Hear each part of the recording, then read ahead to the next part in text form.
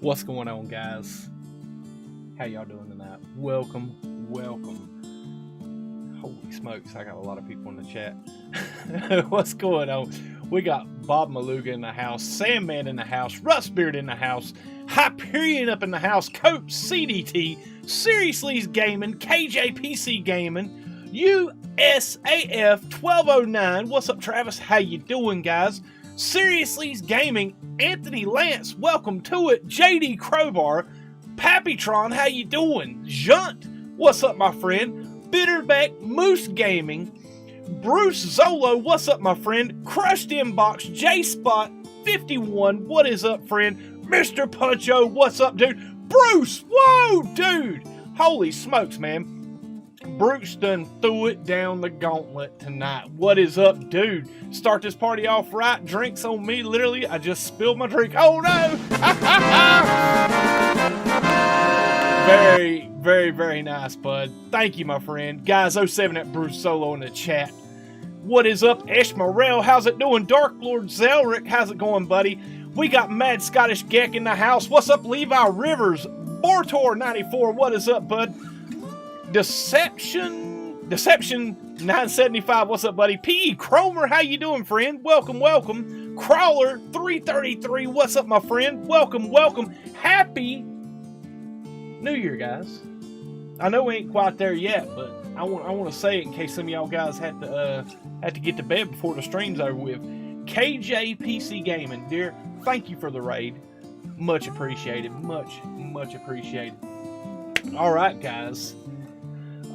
As you can see, we opened up with the No Man's Sky intro, and I got Star Citizen up behind me because tonight is just going to be a podcast. No gameplay.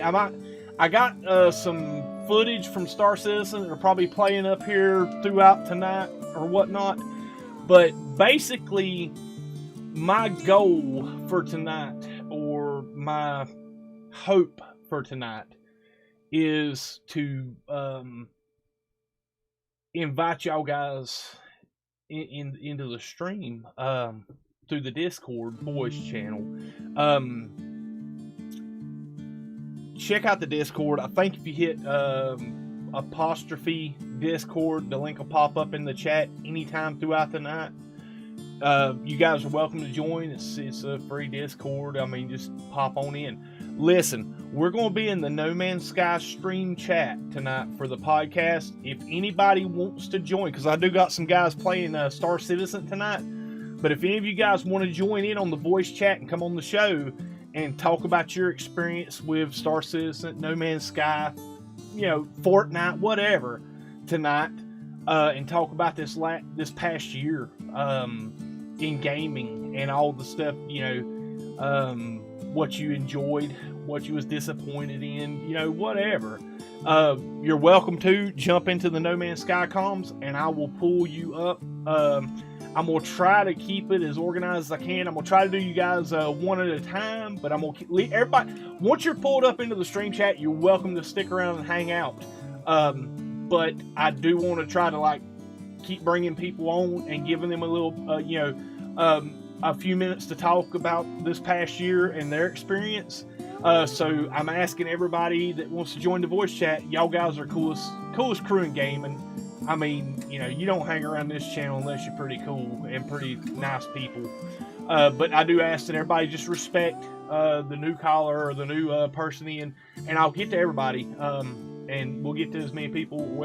I hope it doesn't get to where I'm getting to as many people as I can. I hope I get everybody in and we have a whole lot of time and just kick back and relax and hang out.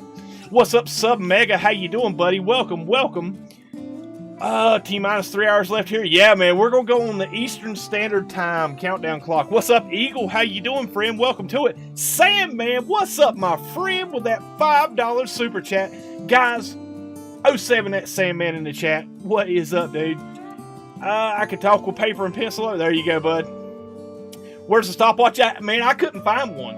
I couldn't find a good overlay to put up on the screen. Ditto on the tunage. Cool. Nice.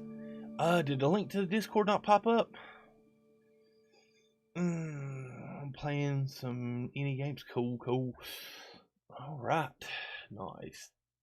Thanks, but I'll stay on chat. I had the purpose for. I hear you, Pappy Try. No worries, bud. I'll try on later on stream. Been here a month. Oh, nice, Hyper. Heck yeah, dude. Heck yeah.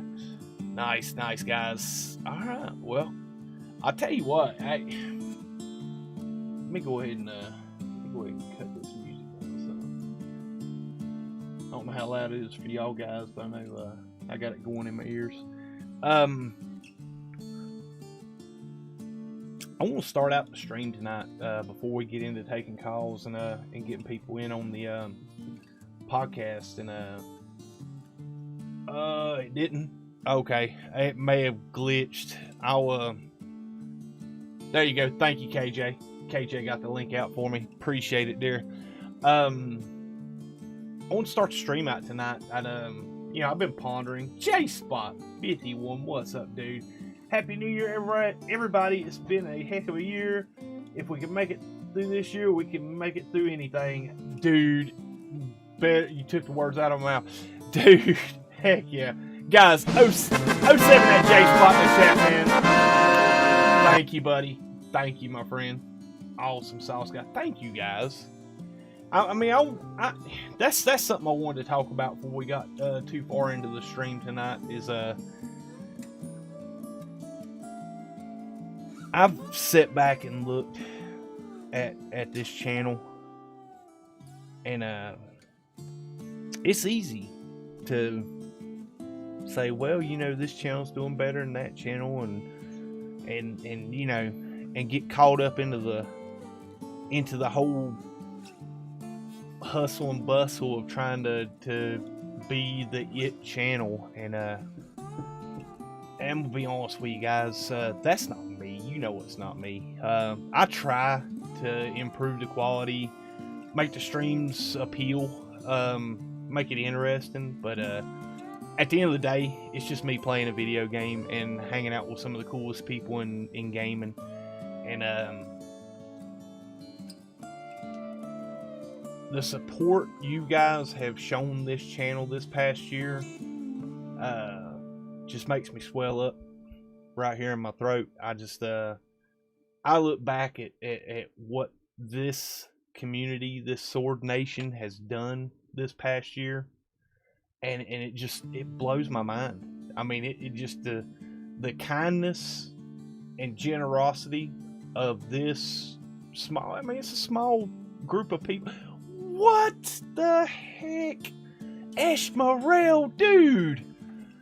Holy smokes, Ash. My God, dude. Guys, 07 Ash Morel. Holy smokes, dude. Nice. Thank you for the $20 super chat, man. What is up, Patrice Marie? How you doing, Moose Gaming? Welcome, welcome, guys. I'm trying not to miss anybody in chat, and I see it just scrolling, guys. Y'all guys are fragging awesome. My goodness. Heck yeah, man. Thank you, buddy. Super Chat Fiend says, Sword Nation 2021, let's rock. Nice, dude. Awesome. Awesome, dude. Thank you, Ash Morel. Freaking awesome, dude. I'm telling you guys. Good gracious. What is up, Ballista Cola? How you doing, dude? And Malika, what is up? How you doing, dear? Welcome, welcome, guys. My goodness. So I'm getting all up in the fields and like, man, Ash just like, no. You tighten up, man. I'm gonna drop some money on you. Freaking A, the Super Chat Fiend is back. That's right, dude. That's right. I knew something was up when he said something about checking his bank account. Good grief, Super Chat Fiend. Thank you, buddy. But listen, guys, like I said, I look back at the numbers this year, and it just, like I said, it truly makes me, it fills me with a swell of gratitude for just seeing some of the cool stuff y'all guys have done. I'll be honest with you, it's not work for me, and man, I just I pondered on, you know, where this channel's going, what it's going to be doing in 2021. You do that kind of stuff when you're coming up on end of a year, and you look back and reflect on the previous year and the stuff you wished you would have done better, and the stuff you missed out on or didn't do, or your failures and mistakes, and then yeah, you look back and look at the stuff that you know that you're thankful for, and you know, one of the things I'm most thankful for is the friends I've made through this. You know, it's not I don't know. I think if today was my last stream and I never broadcast again, you know, I could walk away smiling knowing how many people that I've got to meet and how many people's had an effect on my life, and you know, and it took out part of their time to come hang out with me through these streams, and I can't help, you know, can't help but feel you know, gratitude and gracious for it. After 2 a.m. here in UK, but I can't sleep, so here I am. Nice, Malika. Well, I'm glad to have you. And I know some of you guys, UK guys, I don't know if y'all make it till 5 a.m., but if you can, you know, welcome, and hope to have you on here. Let's see, what's up, Punisher? How you doing, friend? Welcome. Everyone have a safer and healthier new. Heck yeah, Patrice. Heck yeah. Nice, guys. My goodness. It's just, man. How many people have channels? Oh, thank you, Kate. No, KJ, listen. I will make this point very, very clear. I might have told people about some of your channels, guys, but those people come back and watch because of you.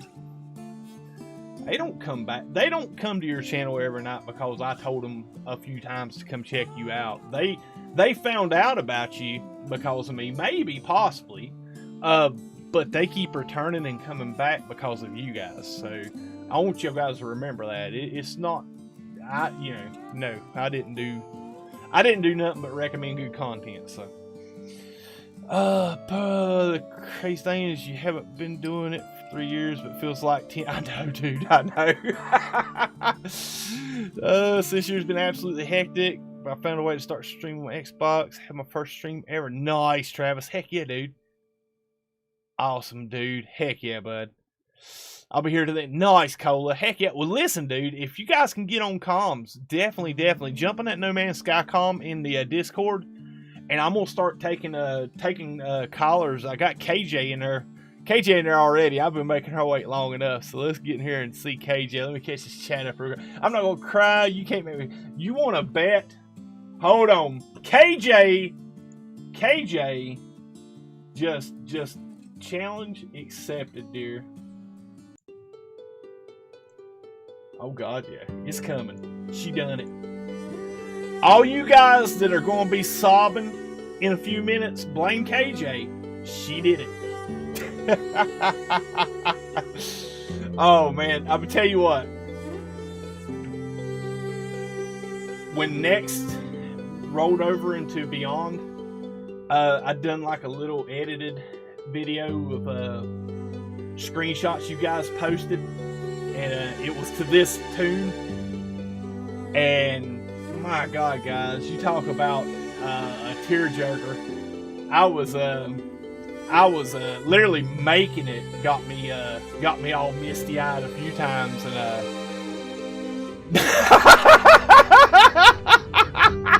what's up, JC Hysteria? What's up, buddy? Oh, so yeah. Oh man, always nice to come out. Nice, J Spot. Heck yeah, dude. Casey, I'll pull the video if you need me to. She gonna cry, then you're gonna cry, then I'm gonna cry. We're all gonna cry. That's right. Don't be tossing gauntlets. What's up, VP and Savannah? No sobbing in the nation. Nice. Now, I was like, when I played that, I played it on stream for everybody. I put it up and had it going in the background. Had the video going in the background, and as I was, working on it, I don't know if I'd uploaded it yet. And And man, KJ said something about tearing up and crying, and man, that just cracked me. I cracked like an egg, man. I'm like, I had to put the camera down. I was like, yeah. Got me good and tore up. So, all right, so let's see.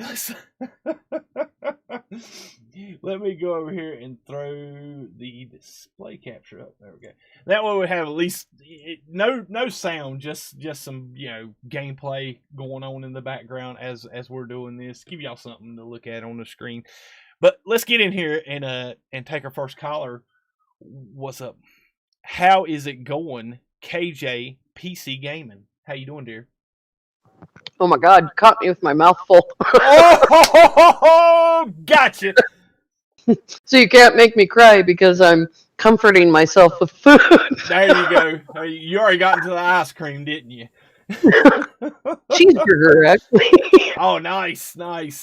How are you doing, dear? I am god awful terrible. I'm great. How are you? Happy New Year. Happy New Year, dear. I'm gonna tell you what, it has been one crazy year. Oh my God. I mean, to be fair, it's this year. Even I don't know. Is it just me, or no matter? It seems like the worse the world gets, and the worse the year has gotten for real life, how much better our gaming lives got. I mean, dude, just what 4 or 5 updates this year to No Man's Sky? Free updates this year? I mean, holy well, smokes. I tried to count them on my live stream. We had Beyond, but that was sort of last year. Yeah. Synthesis and Bite Beat and Mech and the Living Ship and something in between Synthesis, and Origins and Next Gen. Yeah. Desolation. How could I forget about that? Yeah. My God. Well, I mean, 181. 181 Lightyear hyperdrive on S-Class freighters. Oh my God.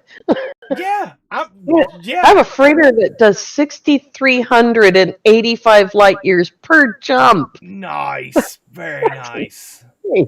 I mean, that, yeah. I mean, I look back, I haven't had this channel was, like, coming up on 3 years in April or May, something like that.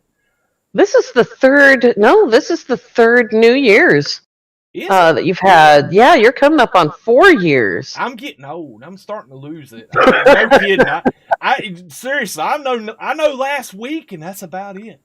It just years just fly by anymore. It's like the older you get, the faster things move. It's getting, it's starting to catch up to me. But yeah, I mean, it's like I look back at the old PS1 days when I was streaming right off the PS1 and the Atlas Rises version of the game compared to what we got now. And I'm like, absolutely. Yeah. I mean, to be fair, back in those days, if you'd have told me we were getting everything that we've got in No Man's Sky in 3 years, I would have said, no, you need to quit. You need to tone down that speculation. You're going to get the haters stirred up again, right? I have said it. Yeah. I have said, calm down. We're not getting our ships upgrading, and we're not going to be having multiple multi-tools and painting our freighters. Are you kidding? I know, we're not going to be able to. That's not this game. Oh my God, VB in Savannah. Thank you for becoming a channel member. Heck yeah, dear. Nice. And Zimmer, dude, Happy New Year, bud. And sleep well, my friend. And what is up, Matt Barrett, Vangelis 2019? How you doing, friend? Happy New Year, Matt. Heck yeah. About time you got out of bed. Party hard last night, did you? Let's see, where is that at? It's in documents. Oh, no, you're not gonna, because I'm not gonna cry. You can't make me. No. Good. I'm seeing if I can do this live while it's streaming without having to did it pull the channel down? No, you're good. I did. It went to desktop. It pulled my video down. There we go. Let me see. Let me put that back. There we go. Now it's back up. Nice. Now I need to go to the end of this list and have VB and Savannah. Long list. I'm telling you. Yeah. Seriously, guys. It took me like 2 hours. And I'm telling you what, I felt so accomplished when I got this channel member's banner done. And I mean, that was a deep sense of accomplishment for me, because I didn't use no help on it, and my goodness, it was like I was so pleased with myself. And then y'all just don't know, it took me like 2 hours to do this, and I said I'm gonna make it work, and I'm happy for it. Now I'm gonna see if I can do it on the fly as I'm live streaming, and see if that works. Now let's see. I was just looking at my own channel to see if I could see what day it was when you turned on the join button, because I was your first member, and I can't see it. It doesn't show, but I mean, just the amazing channel growth just since you turned on that button is just stunning. I'm telling you what, I was so torn about doing that. I really was. I was like, I don't want to put a paywall up on content. And to be fair, hats off to all you guys that have joined the channel and become channel members. Because I'm going to tell you what, guys. You know what the perks are for being a channel member? Your name runs across the screen. That's about it. I don't really have no perks. It's like emojis. Yeah, emojis. I was like, I don't ever want to put no paywall up on content and stuff. So I always kept the channel membership, like, you'll get some recognition because you're supporting the channel, but I don't want to make it seem like that you know what I'm saying. And you guys have just been generous and generous and generous for months. And man, I'm gonna be honest with you guys. You guys that are channel members, thank you for what you do. That means so much to me. Not the money. Don't get me wrong. It's not the money that means so much to me. It's the fact that you guys care enough or think enough of me to support me financially. And I'm telling you guys, that is a humbling thing sometimes to realize that many people have enough love and compassion in their heart to do something like that for somebody like me. And thank you guys for what you do. My goodness. Oh my God, Sandman, dude. Sandman, stop it. Guys, 07 Sandman in the chat. Holy freaking cow, dude. Sandman's trying. I'm telling you what, I ain't even gonna say it because it'll get him started. I don't want to start that. I know. Stop it. You don't want a bidding war on your tiers? No, come on. No, listen. Listen. I know everybody that's here. This is pretty much level-headed adults, but I know here for the perks. Nice, dude. I know everybody here's level-headed adults, but I'm telling you, it's so easy to fall into that trap, and you wake up tomorrow, it's like, holy crap, how did I donate this much money to Sword? My God. Don't get that started. I've seen it happen on too many channels. I'm like, don't. I don't want people doing stuff and regretting later. So, what's up, Levi Rivers? How you doing? But so this has been an amazing year for you, dear. Oh my God. So close to 2,000 right now. I seen that. You're going to zip on by me. You might Sword Who in a couple months. Yeah. Great job, dear. I'm telling you. I don't know what's going to happen when I start playing Subnautica. That might help a little bit. Yeah, I mean, it like I said, it's been crazy. I mean, it really has. I mean, it's like you'll build a whole new community. I mean, you'll build a second portion of your community. I mean, I know a lot of people that come here and watch the Star Citizen that could care less about No Man's Sky, and I know people that come for No Man's Sky to care less about Star Citizen, but the nights I'm streaming it, they'll show up. It's like having extended family. I really I'm be honest with you guys. I'm glad I started Super Chat. Being said, "Oops, dude." Oh 07 at Esmeralda in the chat, guys. Holy smokes, man! Holy smokes! What is up, Fire Knight? How you doing, friend? Welcome, welcome. Yeah, I mean, I was, I was hesitant and worried about Stuart Ellis. Freaking A, brother. Dude, thank you for the 17 pounds, dude. Or not 17, 9 pounds. My bad. I can't read. I'm slipping. Where I pulled 17 from. Holy smokes, dude. Guys, '07 Stuart Ellis, man. Dude, thank you, my friend. Stewart's, man, I'm going to tell you what, man. Stewart's was like, he was early on the Sky. My goodness. I think I met Stewart, I believe, through Hidden Panda or Cobra 1. Or both. But, dude, man, thank you so much, my friend. Holy cow, guys. What was I saying? I don't remember. These guys done got me distracted. Quit. Oh man. But my God, yeah, it's been a crazy year. You hit 1,000 this year, right? Yeah. Yeah. I know it was earlier in the year, so I was like, am I sure? I'm pretty sure. Yeah, pretty sure. It was the actual day that I planned the live stream, the dual live stream that we did, and it was that actual day. I was expecting to hit 1,000, and wasn't sure if it was gonna, and then it did. May 7th of 2020. Oh my goodness! Heck yeah! And we got JC Hysteria up in the house, dropping $10 in the super chat. Holy cow, dude! Man, guys, listen, '07 at JC.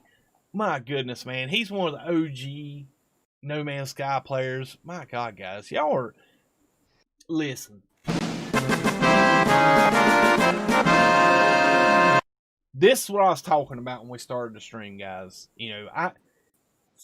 When I boot up my PC, I boot up and get ready for a stream, and I pull up Streamlabs and start setting up for the stream, I got a little mini feed on the bottom left-hand side of my screen that does like the recent stuff. And it's like, I'll look at that mini feed sometimes, just thumb through it, and you guys just, it gets me choked up sometimes. It just really. And I'm hitting 1,000 this year, I believe. Heck yeah, Cola. We're gonna make it happen, brother. GT Apex, welcome to it, my friend. Don't make promises that Cola will hold you to. No. I still gotta get 50 people in one of his live streams somehow. I can't get 50 in mine some nights, but holy smokes, dude. We got 50 right now. I know. Heck yeah. Nice. Cool. Someone put a 5 spot on there for an even. Oh my God, J Spot. Dude, thank you, my friend. I'm like 3 away from 200. Heck yeah, Vangelis. Heck yeah, guys. My goodness. I remember all those goals all along the way. It was just, well, the 100 point hit so quickly because of you. And it wasn't me. I didn't do it. And then there was my birthday live special just a couple of months later, and it was like, I don't even remember what the number was, 700 maybe. And I was just like, oh my God, why? What am I to do with all this power? Oh no, I'm telling you, YouTube has been such a wild ride for me. It really has. It has humbled me, and it's taught me so many lessons in charity and compassion. And I'm not talking about YouTube as a platform. I'm talking about it as the community, you guys in the nation out there. I'm telling you what, man, you guys are, like I said, there's words that I get lost for words thinking about it. It really, really, I can't thank you guys enough, and thank you such a very inadequate word to express how I feel about it. So, Smurf, is my mic hot? Let me fix that. Does it sound good? Cool, cool. And what's up, Smurf? How you doing, bud? I hit 1,000 on Source Channel. I never. Dude, I'm gonna tell you what. Some of the funniest thing I ever seen, or the funniest thing that I ever had happen during a stream. We were looking for a multi tool, and when I found the S class, my reaction. JC Hysteria clipped it and uploaded it, or done it on Twitter. Or something. Yeah, and dude, I couldn't do nothing but laugh. I laughed till I about cried that night. But yeah. Is it any better, Smurf? Because I calmed my mic down. It was probably too hot. Awesome sauce. Yes, sword is very quiet. It may be my mic. Let's see. Let me look at my. I put mine down on 70. All right, let me get a little closer to the mic. That might be what it is because I got the mic so far away from my head. I'm used to been gaming, but I can have it over here on the side. Is that any better, guys? Talking into the mic, or y'all guys good? Let me know in the chat. Give me a mic check. Mic check in the chat. I'll tell you what. Mic check. Are there any mics in the house? Mic check. Oh, no wonder. That's why KJ's so loud. You come into one of the streams one day and tried to be all quiet, so I had you up to 177%. That's why it's so loud. Oh, yeah. Is that better, guys? Level it out a little bit. Eagle says put it at 1,000. Yeah. What? Now I had people doing that. Like people be all quiet, not wanting to talk, and get all mousy and stuff. And I just take my mouse over and just run the mic because I can turn the feed up on people like really high. Still low, we'll get it. Loud. All right. We'll get a combination of me turning down my mic and him turning down my mic. Butter. Nice. We'll get there. It's been a long time since I was on a live stream with Sword. Bortor 94, dude, thank you. Thanks for the content and contagious good vibes, Sword. Oh, thank you, dude. Freaking A. Thank you for the $10. I think it's Canadian dollars. Awesome sauce, man. Either the fireworks have started. Oh, crap, I missed a comment. Sorry, guys. Either the fireworks started already or my neighbors are shooting each other. Oh, no, Bruce, brutal, bud. All right, so, I mean... awesome sauce, man. So, looking back at the year, KJ, what's your biggest, what you derived the most joy from last year, and what's the one thing you wish you could do differently? The second part is much easier. Knowing ahead of time that there was an issue with my internet bill, because nothing has killed my channel more than losing internet for a whole week. Oh no. I still have not recovered from that. Oh my. Every time I get a comment from someone that says, I just started playing No Man's Sky and I'm watching all your videos and they're really helping me, my heart just swells. Mm-hmm. This is the whole reason for my channel. This is the only reason I have a channel, is to share this beautiful game. Nice. And I may be branching it out in the coming year to other games, but with the same hope that, people will see a game that they haven't seen before and say, that's the game I want to play. Exactly. My goodness. Good answer. What about you? You don't answer this question yourself. I don't ever answer the questions. I know. That's the privilege of being the host. just because you have control of your Streamlabs doesn't mean you don't have to answer the question.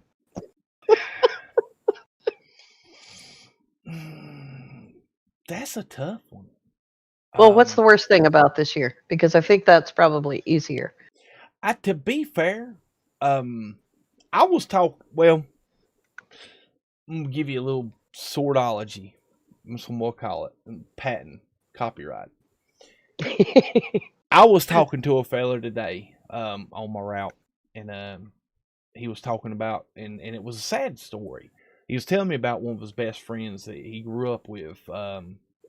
committed, self-deleted. I don't want to say the word Yeah, because there are I plenty understand. about that on YouTube. Basically did that last week, and he was pretty tore up about it because he known the guy since he was like 9, 10 years old, and he'd had some rough stuff going on with his life and financially, relationship wise, health wise, and he was an older gentleman. He wasn't like he was no spring chicken or anything, and he just didn't see a better way.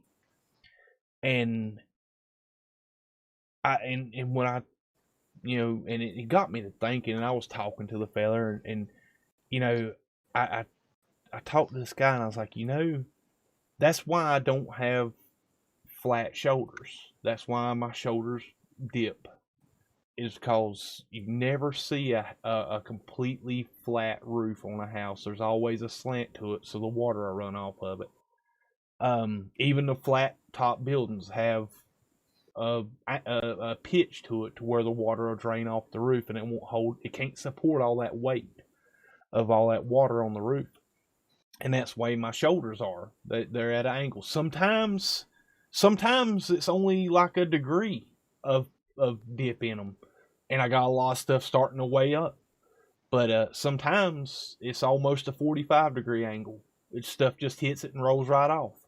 And that's the best advice I can give anybody in this world is don't ever have square shoulders. Always have slope shoulders. Don't let nothing weigh on you so heavy you can't carry it. Put it down. Um, you know, I've you guys have been with the channel. You've been around me enough to know I got stuff going on. I don't talk about it much, and I don't really complain. Outside of games, I complain about games all the time. Trust me, you guys in the Discord know I complain about games. But as far as like real life complaints and stuff, I really I don't let stuff weigh on me.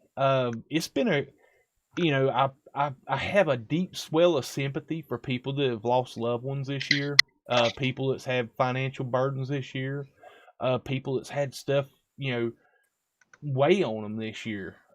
It's been a really tough year for a lot of people, but for me, I've I've walked through this year and then come out the other end pretty unscathed, and I'm thankful for it. I really am.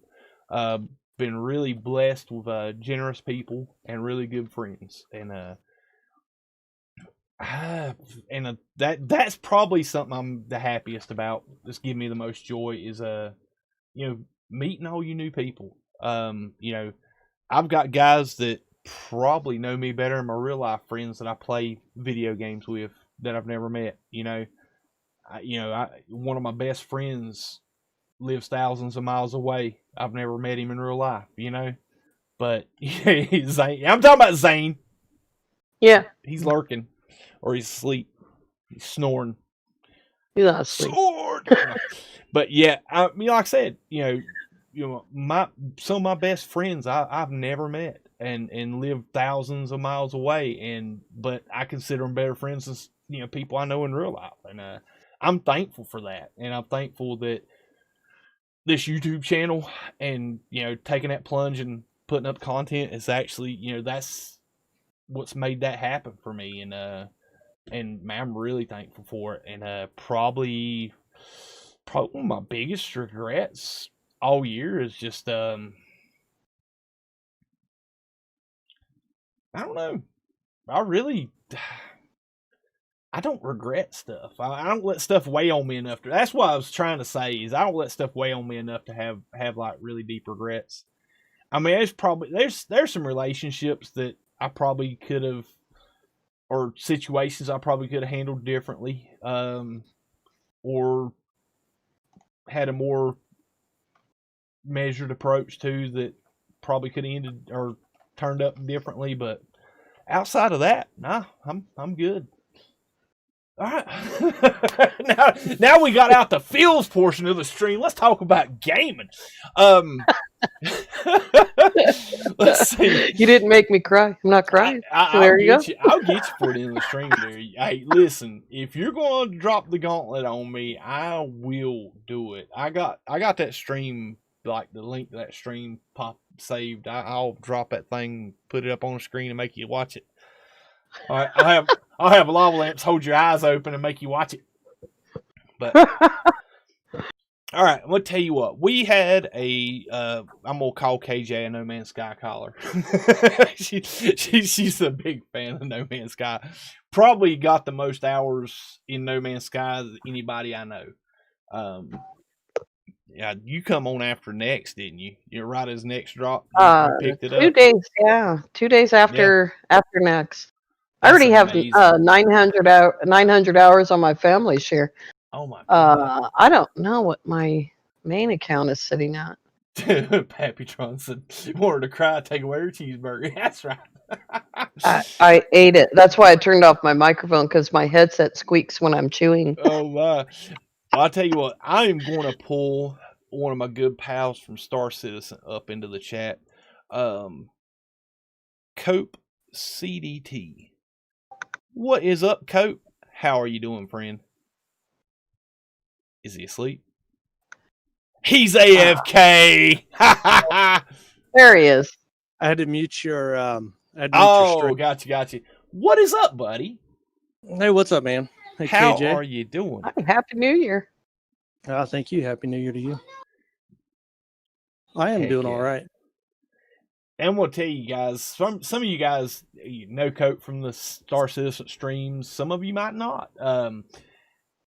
Cope and Tragos come on. I met them through Cobra's Discord when I first started playing Star Citizen, and I was getting really like kind of frustrated with the game because it's a hard game to learn, especially for somebody that's never played mouse and keyboard games. And I'm gonna tell you what, Cope and Tragos and several other guys. I mean, a lot really cool crew over there at Cobra's place and Cobra's Discord. But Cope and Tragos kind of took me under the wing and helped me learn the game and how to play the game, advice on how to play the game. And man, I'll be honest with you, I thank you for that. And I'm gonna tell you what, you can't ask for a better crew of guys than the guys that come out and play some Star Citizen with us every night. I want to thank you for that, bud. But before I get started talking to you, hey, no problem, man. I've been having a blast playing with you and everybody that has come over here, and I don't believe in taking knowledge over anything. It doesn't matter what it is. A video game, work, doesn't matter. And you got to share that knowledge. And I could tell in talking with you were getting a little frustrated, and so I didn't want you to just completely abandon the game because you were having problems and struggling with it. And so I want people to play Star Citizen. I want people to enjoy the game. That's the only way it's ever going to get complete is, you got to have the backers for it being a crowdfunded game. Yep. Heck yeah, man. Heck yeah. And one quick thing, GT Apex, buddy, have a great night and Happy New Year. Hope wish you and yours well, man. See Malika back. Cool. Nice electric key, cool, buddy. But yeah, you brought up a good point, man. I was on the way home, and I'm gonna drop camera, guys, if you don't mind. I'm dying for a cigarette. I've had like 3 cups of coffee tonight, and I hadn't had but like 1 cigarette since I got started setting up. So if you don't mind, I'm gonna drop the camera for a few minutes. But on the way home tonight, man, I was going through and looked at my YouTube, and I seen Montoya put up a video, and I don't know if you guys follow Montoya's channel. He's a Star Citizen content creator. Really cool dude. Member of, I think, the Test Squadron. Great guy. I like his content. Guys, if you follow Star Citizen, definitely go check out his channel. He's Montoya on YouTube. Pretty cool cat. I really do like his content. Oh, hold on a second. Esmeralda dropped another $5 super chat. Fiend said... Says I did Oops already. Yeah, you've done Oops already. That's Oops number 2, man. Thank you, Esmeralda. Guys, 07 at Esmeralda in the chat. Super chat fan. He's dropping 5s like he drops grenades. Ouch. Yeah. Oh, he's yeah, you make sure if he's got any grenades on his armor, stay away from him. Stay out of his throwing distance. He will get you every time. But yeah, I was watching that Montoya video, and he was talking about, I think some kind of journal. so-called journalists from some site called The No done a piece on Star Citizen, calling it one of the biggest scams, and was like really taking a dig at them because the funding and the time they've spent on it, and to be fair, a lot of people, if you're fans of Star Citizen, that's when you kind of, the hair on the back of your neck sticks up and you go into defense mode and you're like, no, this, and just start rattling off all the positives about No Man's Sky, or about Star Citizen.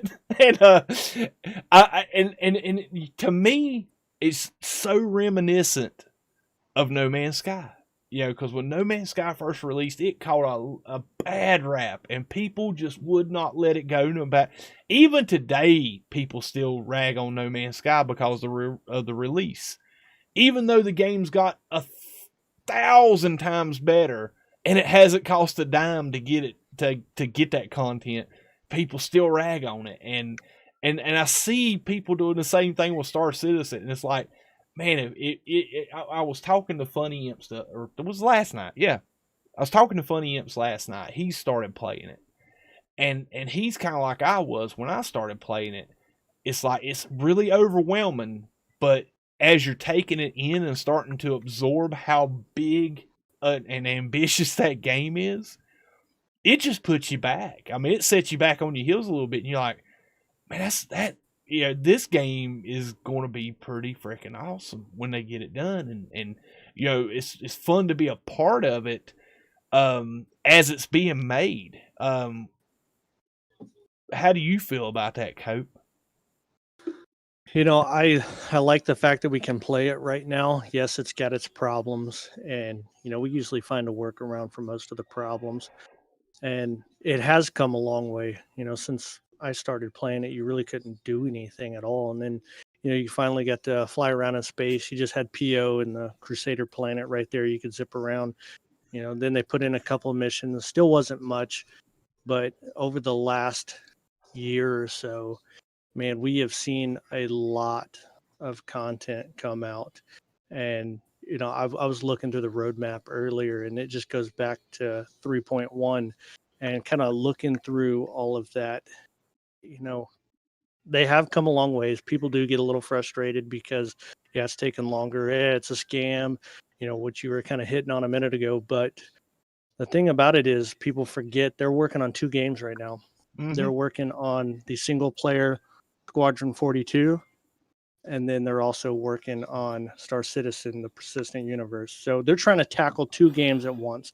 And it's not like some of these other game companies that have thousands upon thousands of people working for them to put out all of these different titles. It's just the same small group that's trying to work on 2 games. And I know you've seen it since you've started playing. A lot of the stuff we get in the PU is driven by Squadron 42. So the fact that we can drag bodies now is the only reason we have that in the PU right now, is because they had to put it in Squadron 42. And since it's in Squadron 42, why not slide it over to the PU as well? Yeah. My only frustrations with it is this game it's going to be very in-depth, as you can see, and watching some of the videos you've seen, and reading up on the different articles, and I mean, you can even go look at the roadmap, see what they got. But my issue is there's more important things that they could be working on. I had this conversation with Esh the other day, and there's more important things they could be working on. I don't care if I can name my ship, which is something that they're gonna try to put into 3.13. I don't care about that. There's other things they could be doing, and reworking asteroids. Who cares? There's enough asteroids. Stop trying to put in new ones. Stop changing them. Yeah, exactly. I'm like, stop messing with that stuff and get further in progression on some other things that we would like to do. Yes, the mining it's gotten better. You got the refineries and stuff like that. But who's going to do it when you can't make money off of it? So yeah. It's just kind of frustrating, some of the things that they're working on right now. And like I said, they could be doing other things. And another thing they're trying to do is like, the vehicle degradation. You can't keep your ship long enough anyways, so who cares that it deteriorates over time? Yeah. And you can see battle wear, and the longer you have your ship, the older it's going to look. I mean, if I can't keep my ship for a full day, I don't care about that either. So work on keeping the servers up, get rid of the 30Ks, the 20Ks, all the different server crash, fix the Hang on stability one of the second, game. buddy. Man, Scottish Gate, buddy, have a great night, and thank you, man. Happy New Year to you, bud. Sorry, go ahead, bud. Hey, no problem. But then there are things that they are working on that I think are really going to be great for the game and kind of push us further into, getting the big capital ships in the game, which we know we're not going to see capital ships until Squadron 42 launches. But there's certain things that we need for those to even come in anyways, like the iCache. We need iCache. Mm-hmm. We need, ship to station and ship to ship docking and all that different stuff. That's one thing that they are working on. So, I mean, they are kind of pushing in a good direction, but again, there's just some things they could leave out for right now. Oh, no worries. Malika, have a great night, dear. Sleep well, my friend. And Melvin Gordon, dude, I hope your work shift is swift and very uneventful, bud. But thank you for hanging out on your break, bud. Yeah, I'm to be fair, I felt that this is Star Citizen is the first game since No Man's Sky that has given me this sense and this feeling. When I first started playing No Man's Sky, okay, and I'm going to take you back to pull you forward, guys. When I first started playing No Man's Sky, one of the main things that I was so just taken back about is the scope of the universe in No Man's Sky, how big it was. The fact that me and KJ can go to a set point in anywhere in the universe and meet up, and it will be the same thing on her game as it is in my game. And to be like 32 gig, that blew my mind. I mean, just because I had never seen a game that had that scope and that much free space and that much world and universe as No Man's Sky. It really just floored me. And it was just, to me, it was a feat of ingenuity that made all other games have to step up a notch. And that's why I've always loved No Man's Sky and continue to love No Man's Sky, for the fact that such a small team created such a big universe and did it in such a beautiful way. That to me, I will always be thankful and appreciative of Hello Games for what they've done in that game. When I started playing Star Citizen, that's what really floored me about Star Citizen. Not as much the game or the gameplay, but the development.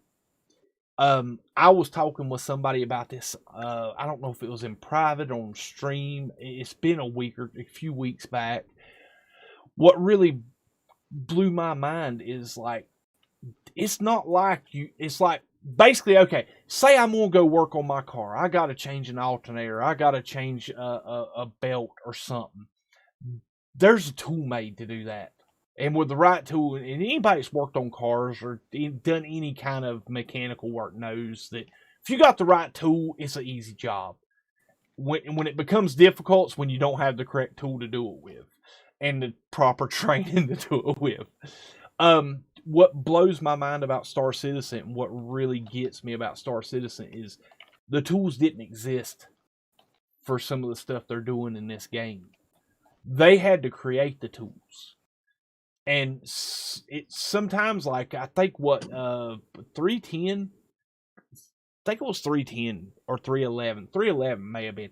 Seemed kind of stale. It was like, man, we didn't get a whole lot of content with it. But what they did during that time of development is create tools to paint these textures on the planets. Like this planet we're on, mining on this planet. This planet looks 100% different right now in game. And this was back in 310. In 311, 312, it just kept getting better and better because they created tools to help put textures and rocks and colors on these planets and atmospheres on these planets. Dude, the very first time I quantumed into a Lagrange point since 312, it just, I mean, you just stop. The first time you go into one of them gas clouds at the Lagrange points, you're like, this is freaking awesome. I've not played with anybody that had a different reaction to that their first time to one of the gas clouds or the new gas clouds they created. Stuff like that, they had to create the tools to make that. And I mean, looking at the roadmap, they worked on that for a while, man. That took months. You know, that was stuff they were working on and continue to work on and doing more.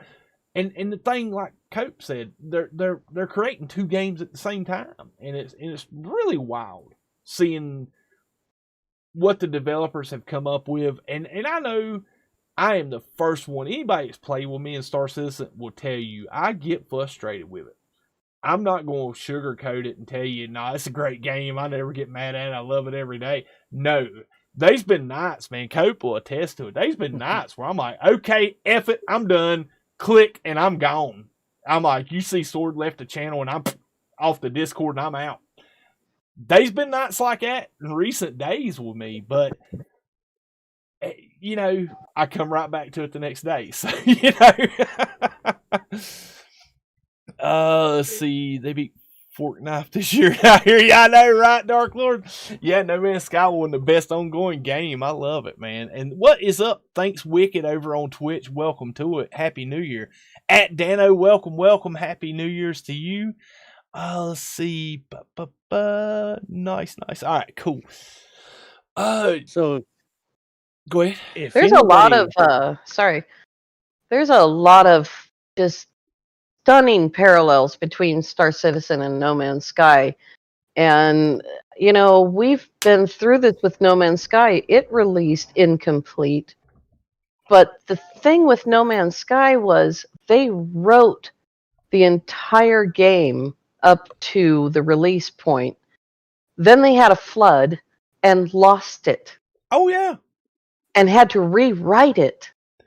And so our day one game was a rewrite of the original game. Mm-hmm. And over the years, they've slowly added in all the things that they wanted to do on day one.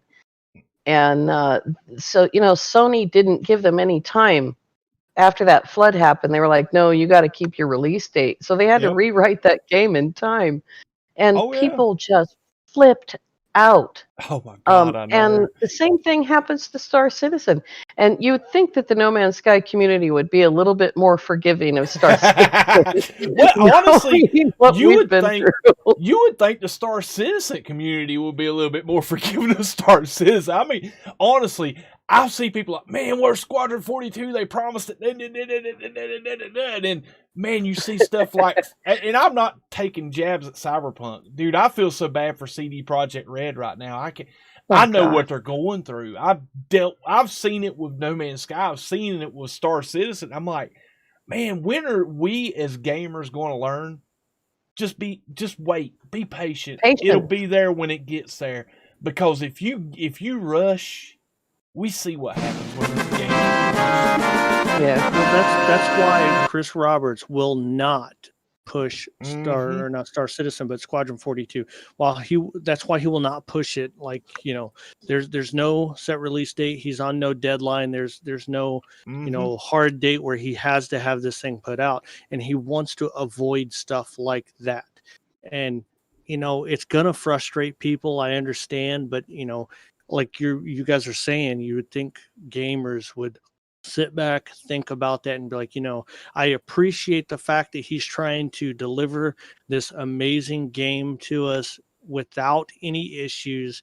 So let's sit back, let's wait a little bit longer, and you know, it's gonna come out. He doesn't want to put out a bad product. That's the major difference between Star Citizen and No Man's Sky. No Man's Sky was funded by Sony. Star Citizen is self-funded. Give me 1 second, So guys. proud. Trago77, dude, thank you for that $15 super chat. Holy smokes. He says, Happy New Year's all.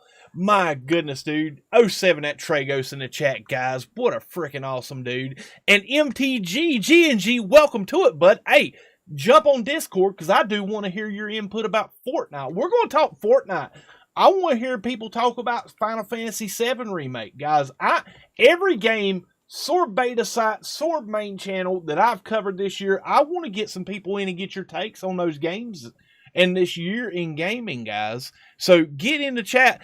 I got a few more people I want to try to pull in. I know there's been several people in there waiting since the beginning of the stream. I'm going to try to get to you guys. I'm going to try to spread it out and get, alternate between games. So any Cope 2020, your greatest joy and your greatest regret, disappointment, something you wish you could pull back.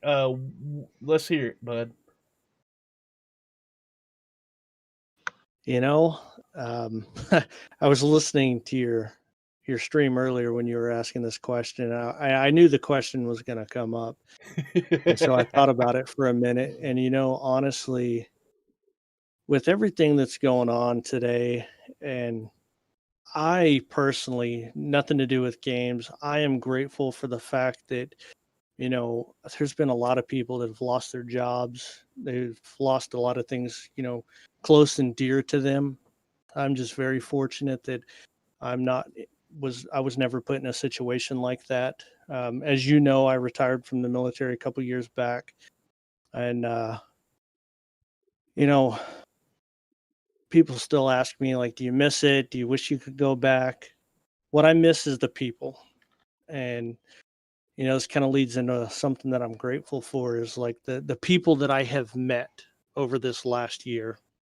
And, gaming with you guys, the people that I've met at work, the job that I have, it's just, they're very understanding, amazing group of people.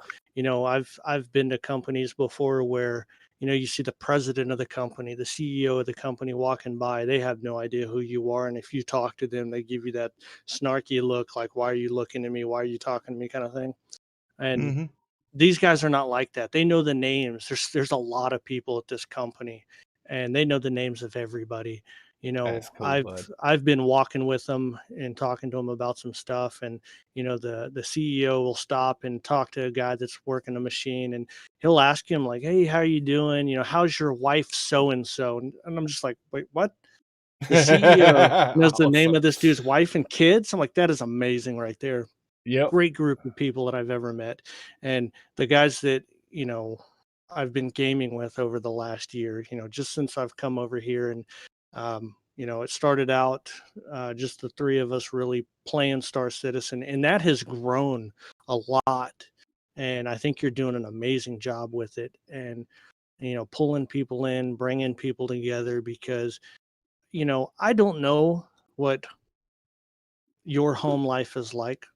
I got a pretty good idea because we play games together every single night almost. But I'm just using this as an example. Like, I don't know what you really have going on. I don't know what Crush has going on, Ash, Funny, Tragos, all those guys that Hyperion that play with us on a regular basis. I don't know what they have going on at home. This may be their way to escape. And so Yeah. I'm just glad we can all come together. We can play these games together, have a good time. Yeah, people are going to have their disagreements, but we're all adults. Everybody can work through that and have a really fun time, playing Star Citizen. And you want to know the only reason I don't play No Man's Sky? What's that? I don't have the time for it. I know. It was fun, dude. I was mad at Star Citizen, like kind of what you were talking about earlier. I get frustrated with it as well. And if anybody gets Star Citizen thinking it's a complete game, it's a finished product, you are in for a very rude awakening. You need to change your mindset real quick. Yes. And so I was frustrated. I don't remember what it was. I was just really mad at it. I was like, you know what? I gotta take a day, 2 days away from this game. But I was still in chat, BSing with everybody. And then I played some No Man's Sky, and I've played it a little bit here and there. And man, everything that's in that game, I know I don't have time for it. Maybe if I completely dropped some of the other stuff, I would, but I don't have time for it. It's an awesome game. I really enjoyed playing it.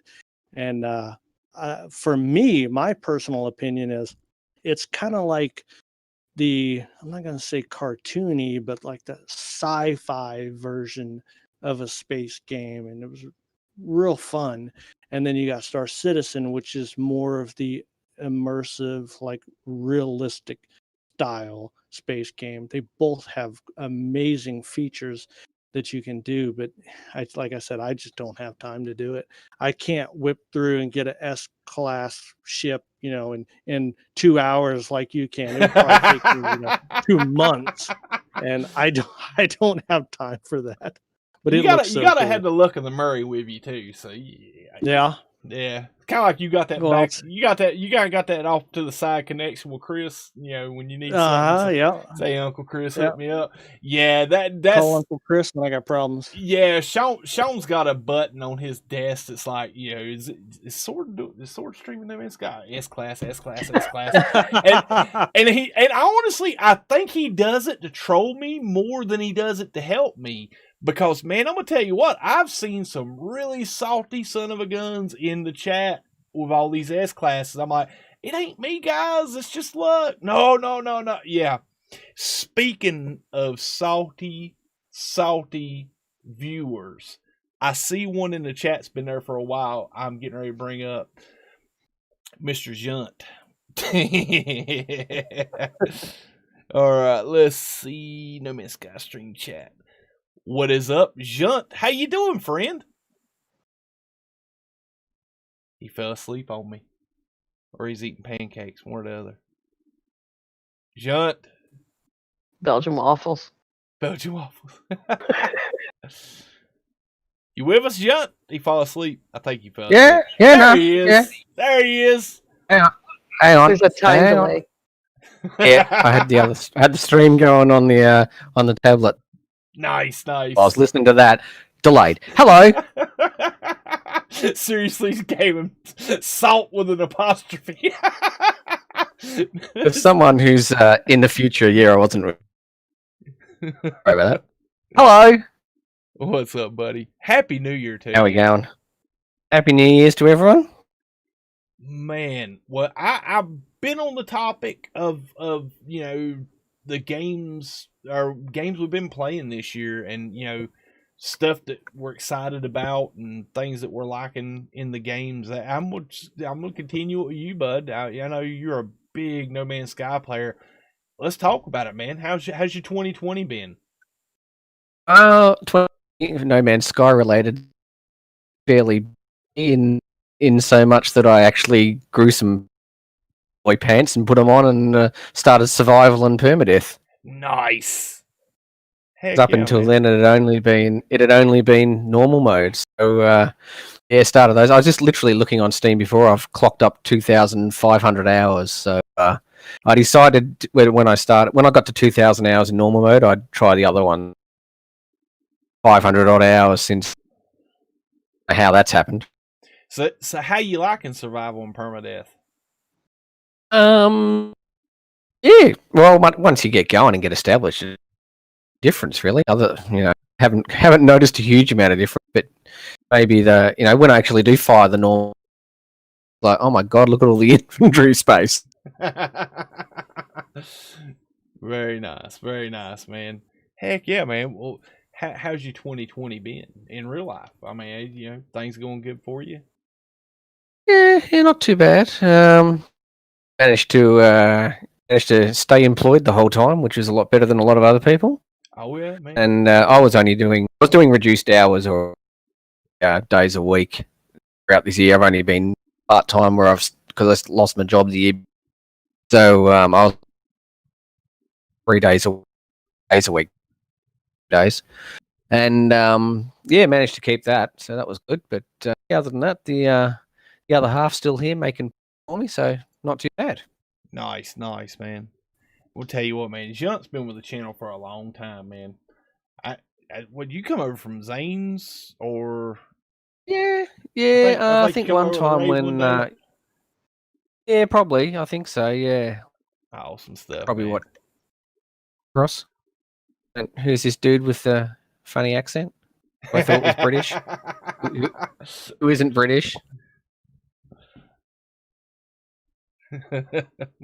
Nice.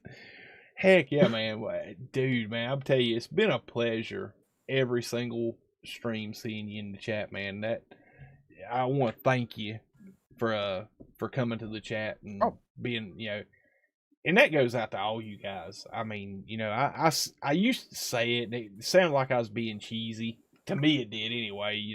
Just how much I appreciate you guys becoming a part of my life and allowing me to become a part of y'all's lives. It really does mean a lot to me. No, not a problem.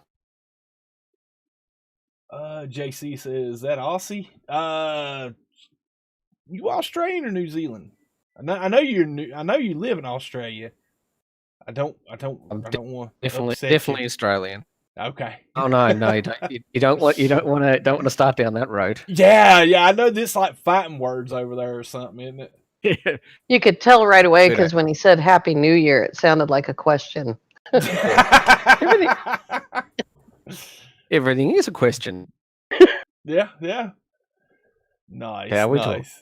Heck yeah, man. Well, listen, I've been asking everybody this. What is your out of 2020? What's your greatest joy and your greatest regret, disappointment? One thing you wish you could walk back, and it doesn't matter. Answer in either order, any order. Honestly, it's going to sound like a cop out, but I don't know the answer to it.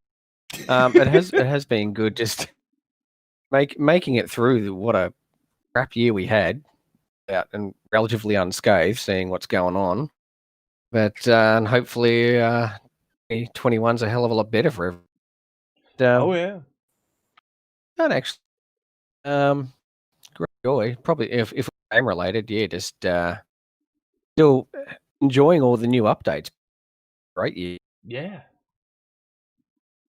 It's been it's been an amazing year with No Man's Sky. Yeah, exactly. Junt has become a big glitch builder. Yeah. That's true, yes. My glitch building, working on a base at the moment, bigger and nastier than the last one, but waiting for the Quicksilver stuff to get unlocked because I want to use those parts that are still in the unlocked tiers. So everyone's got to get their act together and unlock them for me. I hear you. So what you're trying to say is that you start playing some more No Man's Sky and doing Quicksilver missions, huh? Yeah, everyone. All Nexus missions. All Nexus missions contribute to that. Oh, okay. Cool, it was like when KJ was waiting for the mud hut. Yeah. Come on, everyone hurry. The mud hut is actually going to be a whole bunch of them glitched together in the center with all the little roots sticking out, amongst other bits and pieces. But that's currently the plan. I'm building that on Zephyr. Very survival, nice. I think. See, yes. Let me get chat caught up. What is up, Graw? How you doing? Happy New Year's. McKell's Navy, welcome to it, bud. Happy New Year's.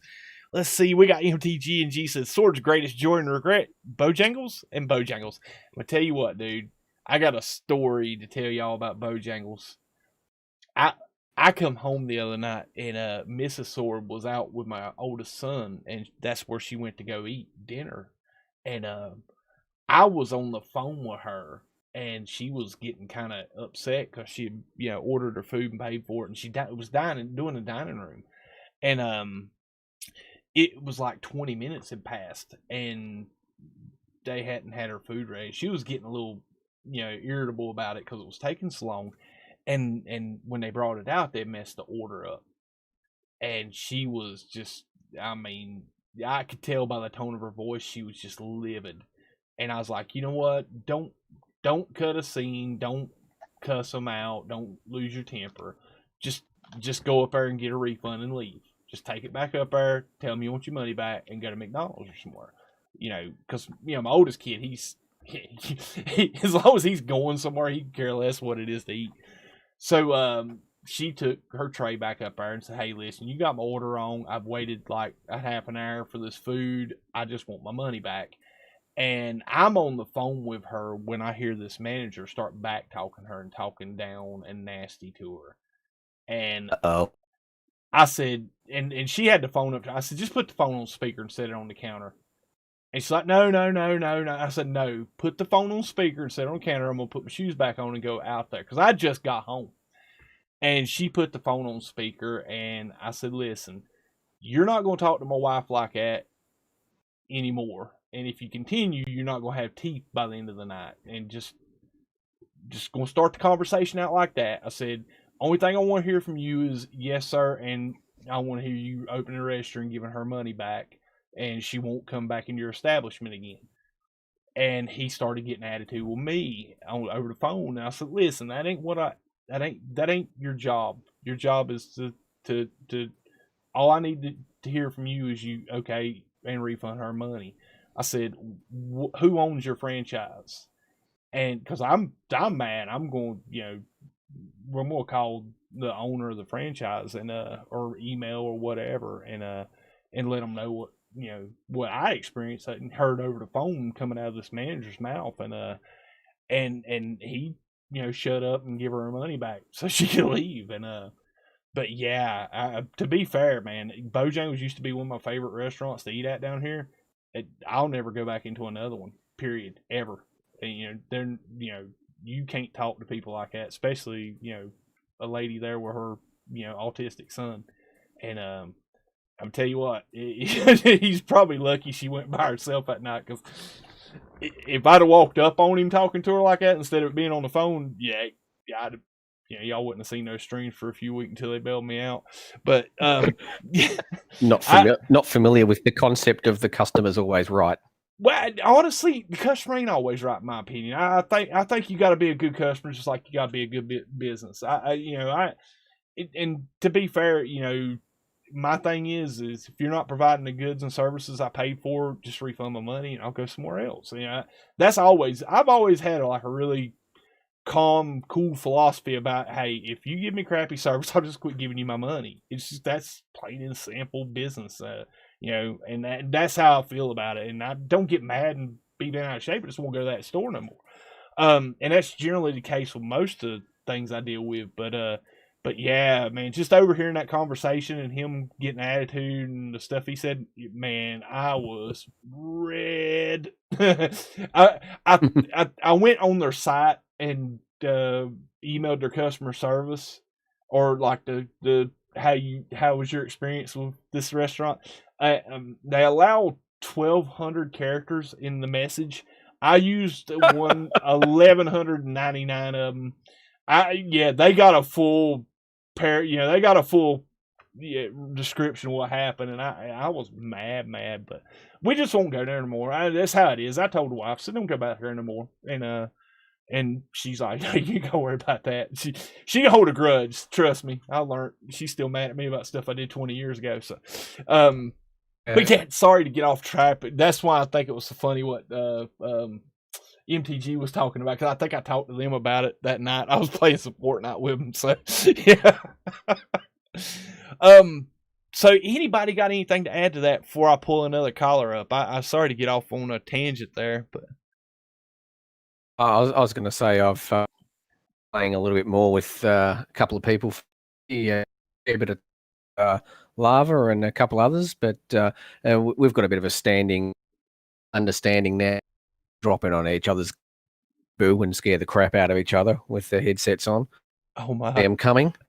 But he's been standing around watching base build for a while, and I've been off when he's been hunting multi-tools and discovering new stuff. It's been a bit of fun playing with a few different people. Nice. The time zones make it well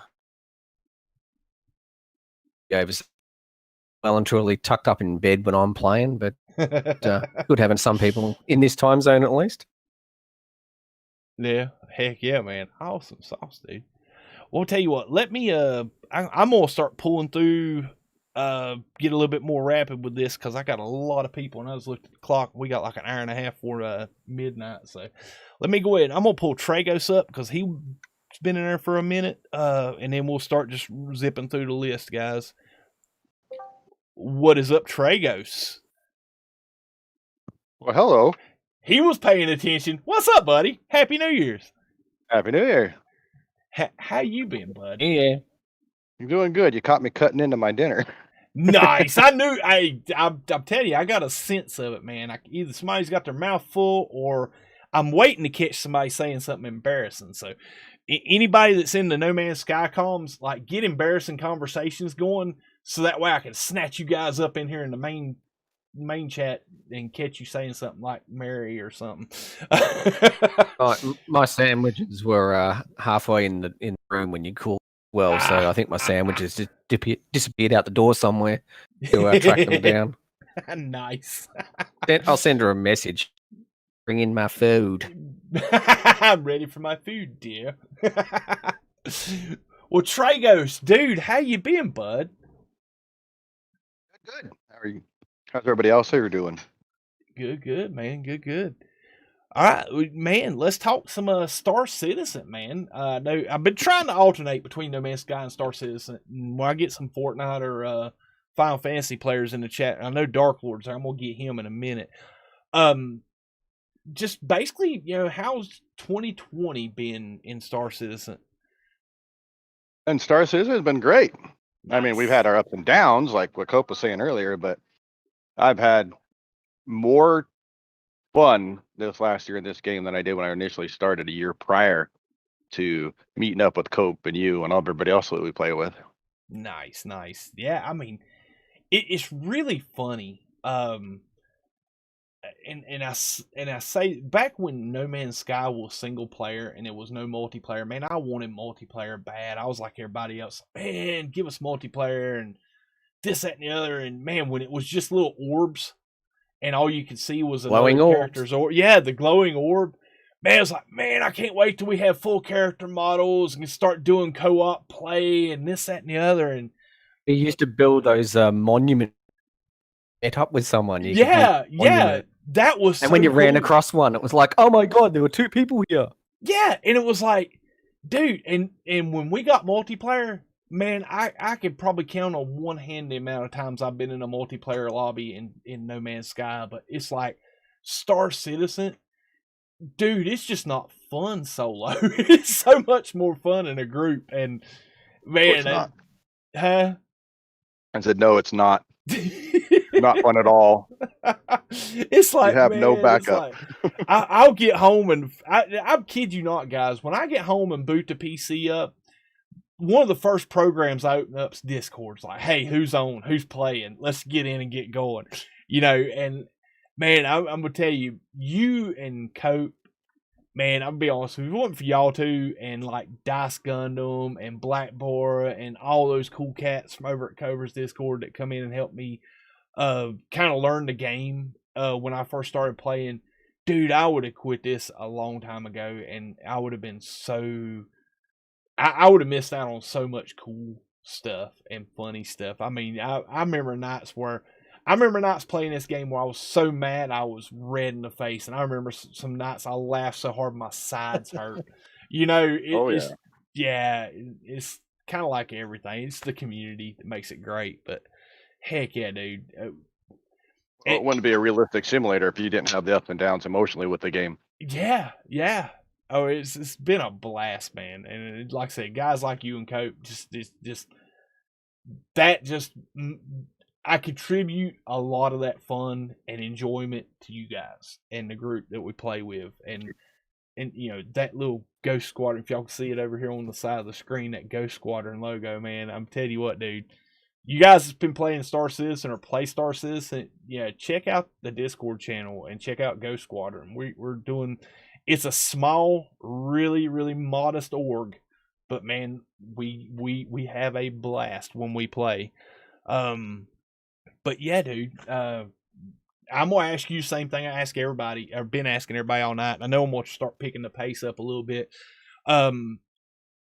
What's your greatest joy, achievement, the thing you're most happy about, and what's your greatest sadness or disappointment or thing you wish you could walk back or change of 2020?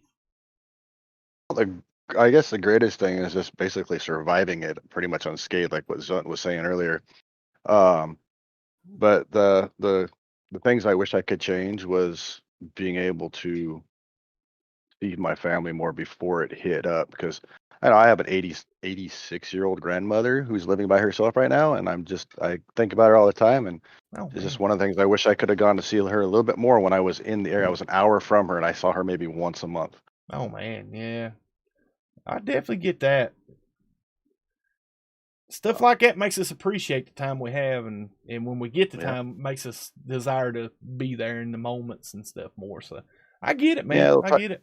Well, like you guys know here, you and Cope especially know that my time is pretty limited to some days, because Cope's retired. I am actually active duty Navy right now, and I changed commands right in the middle of all this gameplay with you guys, and I'm on a whole new work schedule that I go to work. I don't know if I'm going to have a 8-hour day or a 15-hour day. Yeah, yeah. And to be fair, I probably give you more crap than anybody in the chat. You know, yeah, I'm the target pretty most of the time. I'll be honest with you guys. Tragos has got to be the most calmest, level-headed person I've ever met, because anybody else would have cussed me out and never come back to the chat. But by now, I really, y'all do not know the level of. I'm a nice person on stream, and I'm a pretty decent person in Discord calls, but man, if y'all hear some of the conversations I have with Tragos in these Discord chats playing Star Citizen, man, y'all would be like, God, I didn't know you was that mean or that cruel, Sword. I really do lay it on pretty hard, but it's all in banter and in fun. But man, I'll tell you, that's one of the things I do appreciate the most about Tragos. He hasn't come to that point yet, and it's been fun. Really fun all year picking with him. I look at it as we're brothers just messing with each other. That's how I look at it. You can't let it get to you, because if you let people pick on you a little bit get to you, you're not going to have a decent life. You're not going to have a fun life. Yeah. I look at it. Being I pick on myself. He kind of brings it on himself. Yeah. I do. I say that because we're friends and it's easy to pick on him. But I'm going to be honest with you, and this is one thing I do want to say to everyone in the chat, everyone here in the Discord call, everyone out there that's going to watch this on the replay.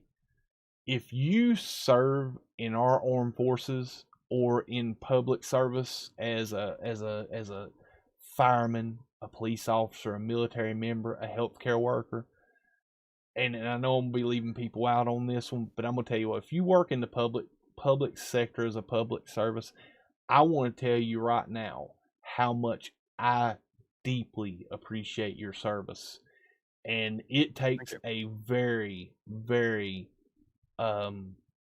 compassionate heart to be drawn to that type of service. And man, I just want to thank you for it, and I tell you how much I appreciate you for it. So I couldn't serve without the support of people like you and everybody else that's been in my life and in the gaming community that knows that I'm Navy and has expressed their support. Heck yeah, buddy. Nice. Well, man, yeah. Now, did I let you get finished with you? I don't think you got your regret and your joy. Cool. Better than. Go ahead.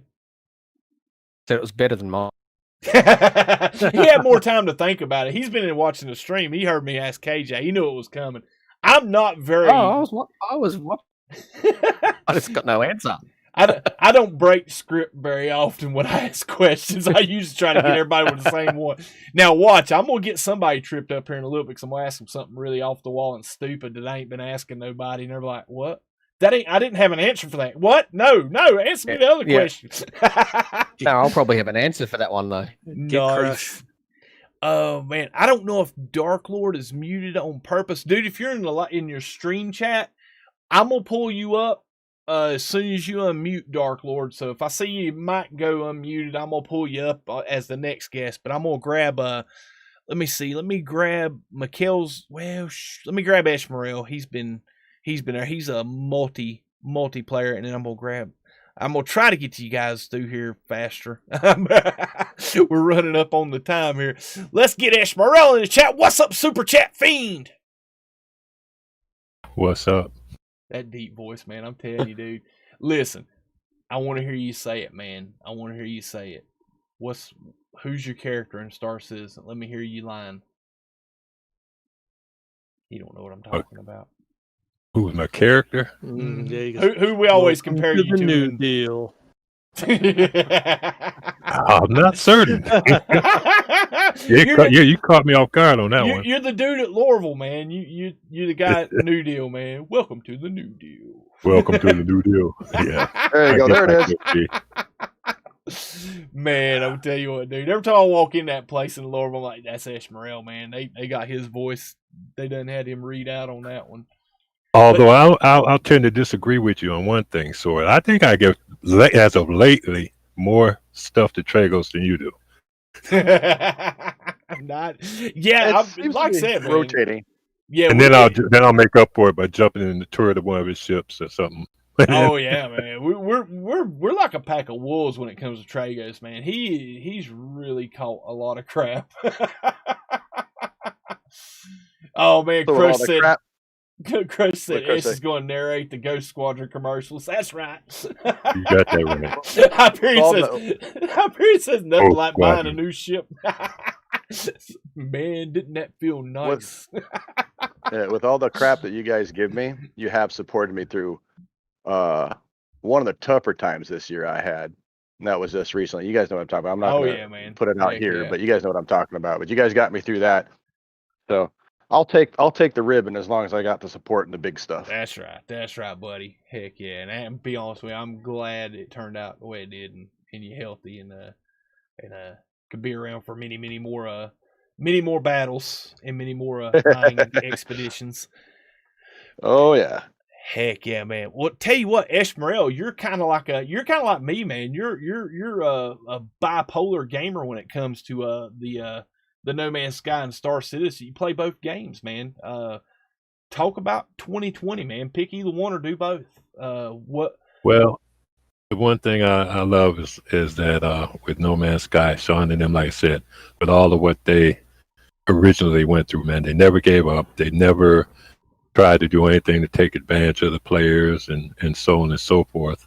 You know what I mean? With all the free updates and every update, half of them surprised us and the other half awed us, you know. And as KJ said, with the diversity that their studio went through and then the malware and everything, they had to work remotely. I mean, I don't even want to imagine that because, you know, I had an office, so I know how that is working with people.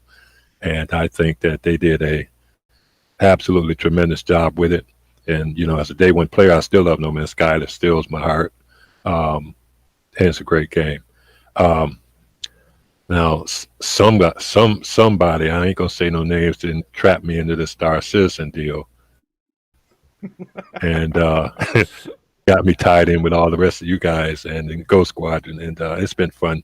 And two, as a streamer supporter, I watch how some of you best streamers, you know, the communities that you have and that you form.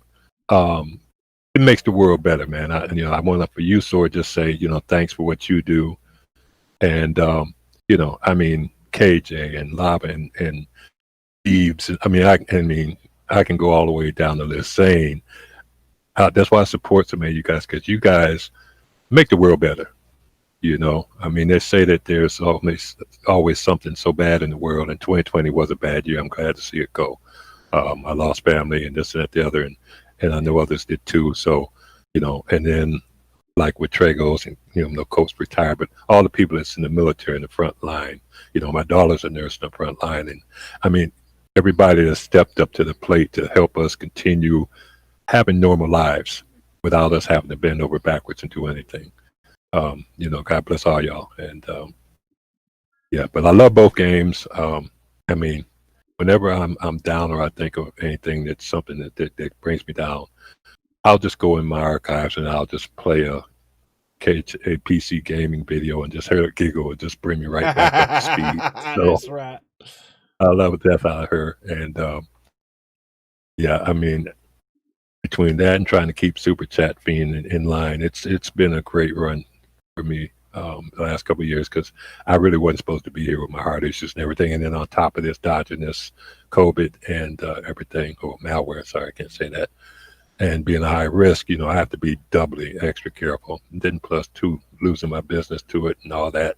It's been a time that, like I said, a year I just want to forget, and I look forward to 2021. But no matter what game, whether it's watching you guys play Fortnite or Satisfactory or the No Man's Sky family or the Star Citizen family, Sword Nation rocks, man. That's all I want to say. I'll drop the mic there. You said it right, bud. This Sword Nation is an awesome community. I know it started out with No Man's Sky, but man, it's sprouted out. It's adopted a lot of other games communities, and people come from other games into this channel's community and that. And be honest with you guys, you guys done that. That live chat done that, and yeah, I'm just an old guy that plays video games and reads a chat. I have an opinion here and now and again, and it's mildly entertaining. I still haven't figured out what y'all guys keep coming back to watch for. I'm glad you do. I really am, and thankful for it. But like I said, you guys made this community and made Sword Nation what it is, and man, thank you for what you do, guys. Heck yeah, hashtag Sword Nation. Love it, guys. Love it. Yeah, dude. That's man. Yeah, I think Ash come in and answered the question without me asking. He knew it was coming. I have a question for Ash Morrell. Go, Cope. So you've been playing Star Citizen with us for a little while now, and I see you hopping around on everybody's ships, helping out with the multi-crew stuff. Like, what's your favorite ship? Like, what do you think of the ships in Star Citizen? My favorite ship, of course, has got to be the Hammerhead. Got to be the Hammerhead. I think that's when I had the most turret experience on too. But because I mean, we can do all the missions with it. We can do the piracy missions. We can do the bunker missions. We can do bounties. And I like the more medium-sized ships. Like I love my Cuddy Black the best out of all my ships. But yeah. I like being a turret gunner. I like, having someone six when we go into bunker missions and things like that. Face planting after EVAing, trying to get back on the ship. Those are fun missions. Yeah. Nice. And accidentally dropping grenades on Crush whenever I get a chance. Yeah. I don't remember. I mean, I am the grenadier of the group, so. There you go. It was one of your streams, Sword. You were going through and just kind of pointing out the details of the ships to everybody, and how like some of the wiring, the way it goes, and the boxes, and all the detail that's written on the boxes, the warning labels. It's people complain about how long it takes to get a ship into the PU, but I don't think people really stop to look at and really take in and admire the detail that goes into these ships. It's crazy. Yeah. Oh, I'm with you, man. That to me, that's one of the things that puts me in awe of Star Citizen is they could have. I'm trying to think of a way of not saying it rudely. They could have done it halfway, said, that panel doesn't need those cargo nets, or that panel doesn't need that warning label on it, or it could be a lot less in depth in detail. Fine, interject something on that too, Cole. Oh man, Bruce I love Solo. That. Like I said, when it comes to detail, they pushed every button, just like you were saying, like the cargo net, and stuff like that in the back of the. Like for instance, in the Cutlass Black, even the boats that they tie to are detailed. That's messed up. Dude, even the toilets are detailed. Right. I will stop y'all real quick. Bruce Zolo, dude, thank you for the $10 super chat, man. He says I can't donate directly to him, but love me some James Earl Morrell. I hear you, dude. Bruce, you a mess. Let's see, huge ship with a glass ceiling. That was my Oh, favorite. 07, that Yeah, BMF. that 890 Pidge. Heck yeah, dude. Well, listen, let me get Dark Lord up because I do want to talk about some Final Fantasy VII. Because man, I'm gonna tell you what, that was one of the funnest streams of like series of streams I've had in a long time. Dark Lord Zelric, what's up, buddy? You going to turn your mic up or talk closer to the phone, bud? I didn't hear you. I can hear you, but barely. There you go. There's Dark Lord. What is up, buddy? How are you doing, man? All right. Let me ask you this: 2020 and Final Fantasy VII Remake. Let's talk about that a minute. Oh man. Man, I'm gonna tell you, dude. Final Fantasy VII was like one of the first games that I really like. I was a young man. I was like 16, 17 when that game released on PS1. And I'm tell you, man, that was my favorite game up until I started playing No Man's Sky. It had every game before it I've ever touched beat, and every game since then beat until No Man's Sky. The remake was such a nostalgic experience, and it brought me back to that 17-year-old kid playing that PlayStation 1, playing a game that was just so innovative for its time. Oh yeah. As I remember my first experience. My first experience with Final Fantasy VII was literally the final boss. Oh yeah. I'm like watching that fight play out right at the and I'm like, what game is this? Mm-hmm. The games can't be like this. There's no games like yeah. Yeah. And then I'm like, it'd probably be like 4 or 5 years later, I finally got a PlayStation 1. I'm like, I'm going to play this Final Fantasy VII because it looked interesting. Uh-huh. And I went played it. It's the best experience I had. Oh, yeah, man. Yeah. I remember buying a used copy because I don't know what happened. I moved between moving and growing up and getting, becoming an adult or whatnot and doing your own thing. Stuff goes missing, and the original PlayStation and the Final Fantasy VII copy that I had, I don't know where it ended up. My original, but I went through a phase there, man, but probably a year or so before I started playing No Man's Sky. And I was like, I really want to play Final Fantasy VII, and I think I ended up spending like $80 or $90 for a used copy of No Man's Sky, or not No Man's Sky, Final Fantasy VII for the PlayStation 1, and I ended up going into like a pawn shop or somewhere and finding a decent PS1 to play it on. And man, I played that game on PS1. I think I just like basically gotten over Final Fantasy VII before I started into No Man's Sky. But man, I'm telling you what, dude, I was blown away by how great the graphics were on the PS4 Pro. I could tell you, I actually found all my old PlayStation 1 cards, and I actually have a actual count how many times I've beaten the game. And I've actually beaten Final Fantasy VII 16 times, and nice. 3 of them were just hanging around, just having fun with it. Oh man, dude, I'm telling you, man, that was like kind of got me when I first started playing it. My very first game save, I think, was like 90 hours. I mean, it was bad. I played and played and played. Oh, dude, there's where I got killed at Crusader, guys. Let me roll that back. Sorry about that. I'd forgotten about this. I got a crime stat, and I come through New Babbage, and the security guards got me at the customs. But yeah, I'd get back to Final Fantasy.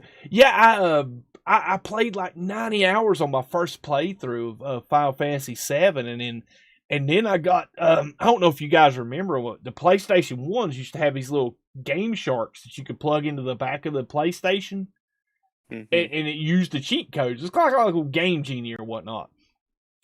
And Final Fantasy VII had like I guess open source cheat codes or whatnot.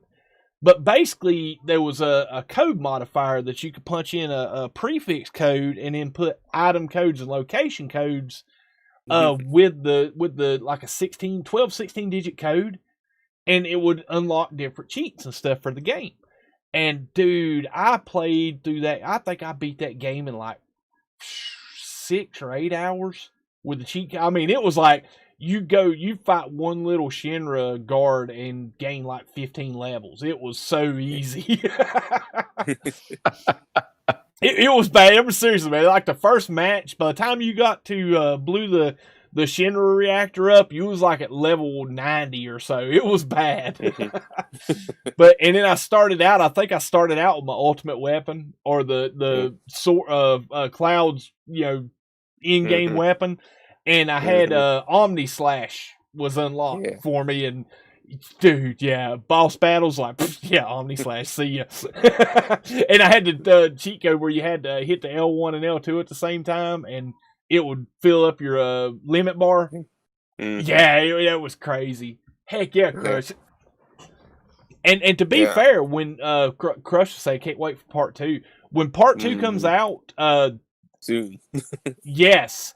Now, I will be doing it on the beta site. The reason I'm going to do it on the beta site instead of the main, because I'm going to start bringing more games into the main channel. But the reason I'm doing it on the beta site is, unfortunately, Final Fantasy VII Remake, a lot of the soundtrack is copyrighted. And pretty much, I think, all but one night of stream in that series was claimed by Square Enix. So I'm just going to do it on the beta site. It's unmonetized channel. It'll be for fun. You guys, like I said, you just become hang out and watch it. And yeah, that's where I'm gonna leave. But when that releases, I am going to do nothing but Final Fantasy VII Remake that entire week. It'll just be and you're telling me I have to speedrun it again? Yeah, you go have to speedrun. Now, but you may get a head start on it, because I may wait until like the following week after it releases to get it and do it. But I'm gonna be blasting through it like I did the first. I'm thinking what I may do is, just for giggles, is start a new save at the very beginning again. I'm gonna play it on easy, because I tried playing hard. Dude, that's hard stuff, man. I'm not built for that. But I may start back over and go back through the first part of it again, and then hit the stuff right here. Watch this dude kill me, dude. They dropped me like a fly right there, guys. They don't play, man. To the station. Do what? I just remember that I was chasing you to the station, trying to get you to my ship so we can get you out of there to get your crime site cleared. Yeah, that was some crazy stuff. And watch, I wake up in prison. But yeah, I'm telling you, man, the remake on Final Fantasy VII was such a nostalgic experience for me. It took me back, to like 94, 95 when that came out. I mean, it drew me right back to when I first got to play it, and it was different. They took a lot of artistic creativity and added some stuff that was kind of insinuated, but wasn't in the original. But they stayed true enough to the story that, like, the diehard originalists like me, that like, I love Final Fantasy VII, don't change it, make it the same, just better, didn't get too upset. I mean, it was such a great game. And if you guys haven't played it and dude, that's one of the Final Fantasies I say probably the best one to go get. Did you know, Sword, that actually the Final Fantasy VII we actually got to play wasn't actually the original Final Fantasy VII? No, I think there was something. It was there was a Japanese version of it. The Japanese version it had a lot more. It had like the beginning part actually had a lot of some things changed Mm-hmm. but it's mostly just the story elements. But there's a lot of it that was scrapped that we actually never got to see. So that was like one thing, and then like, but the thing is, to plasticize that what we got actually all the good extra content that's like the weapons and some other things. I don't want to spoil it for anyone that hasn't played the game. Yeah. So. Well, I mean, it's like when Aerith went to go get Marlene before the pillar crashed down on Sector 7.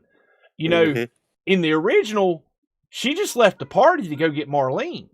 In the remake, you went and played like a 30, 40-minute side mission for that. And then like the underground lab under Sector 7. That was cool stuff, man. I was so blown away from that. And it was like they added so much more content and didn't contradict or redo the other content, which was freaking amazing. Let me turn that display capture off. There we go. But especially when the mind blowing ending of that, like you realize the realization that maybe this isn't actually a remake. Maybe it's like another iteration, relaunch or something. Yeah. Heck yeah, man. Have any of you guys in the chat currently played Final Fantasy VII Remake? No, I haven't. No. I played it when it first came out, but not the remake.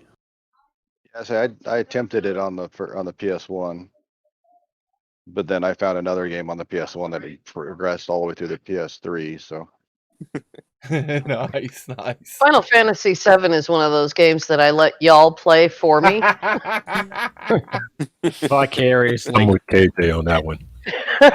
I'm gonna be honest with you guys. Listen, when you played that original, I think PlayStation 1 was 32-bit, something like that. No, 64 maybe. Somewhere. When you played that really grainy early rendition on a PlayStation version of that game, and then even I knew it was going to be good on PS4 on the remake, because PS4 is just such better technology, more up to date and better technology, and a lot more headroom for graphics and stuff like that. But man, I walked into it expecting it's going to be good, but it's not going to be amazing. It's a PlayStation 4. Because man, I'll be honest with you, when I come off the console to the PC and seen the graphics difference between, especially like No Man's Sky, and sorry console players, I love y'all to death, y'all are great people, but I'm telling you, when you see the difference between console and PC gameplay as you're playing, you'll just be like, yeah, that's a big difference. But when I played Final Fantasy VII Remake, I had to stop a few times. Like, holy cow! This is freaking console doing this? Just the graphics of that game and the fidelity of the graphics in that game off of PlayStation 4 Pro floored me. I hands off to the developers of that game. That was an amazing experience.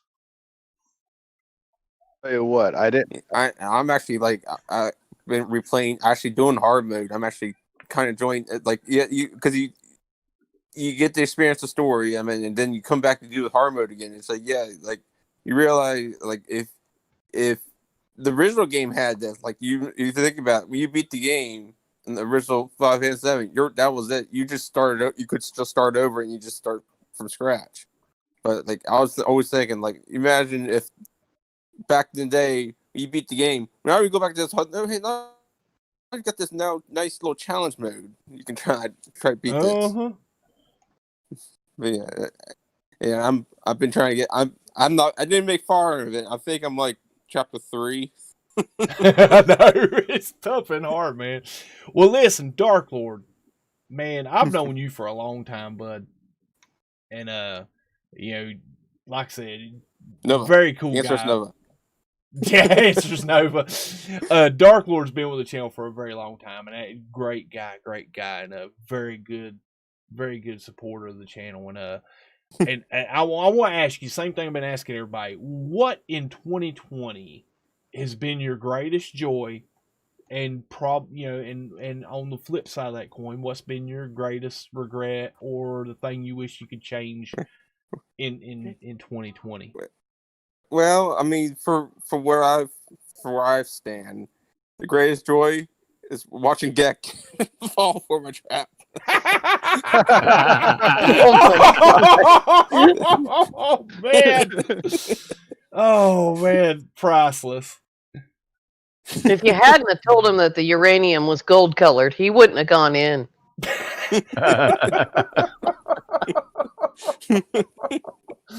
like, But all a lot of all people don't serious know though. this, but the UAS Council, Dark Lord Sword, myself, John Hall, our biggest joy every day is making fun of Golden Keck.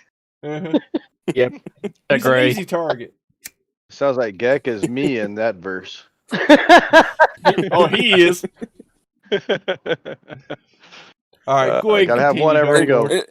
Lord. In all seriousness, I mean, my greatest joy has been being able to be with all you guys and coming in, hoping in the chats and talk to everybody, seeing everybody, and also coming in, getting that pre-chat question out there so people have something to say if they wanted to say something, just get people in here and getting that PS5, man. That was the challenge probably for the year. Nice. Yeah, that's. I mean,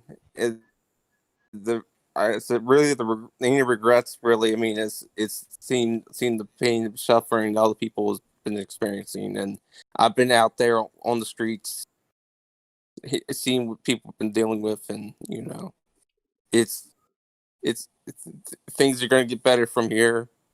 Yeah. Absolutely. And my joke for 2021 is hope as long as we're not in C labs, we're all fine. There you go. There you go. Yeah. All right. Well, let me grab. I got 3 people that's been there, or 4 people that's been waiting there since about the beginning of the stream. Let me get Crush Tim Box up here. Then I'm gonna pull McKell's Navy and Bitterbeck. If y'all guys are still in the stream, get ready because I'm gonna start.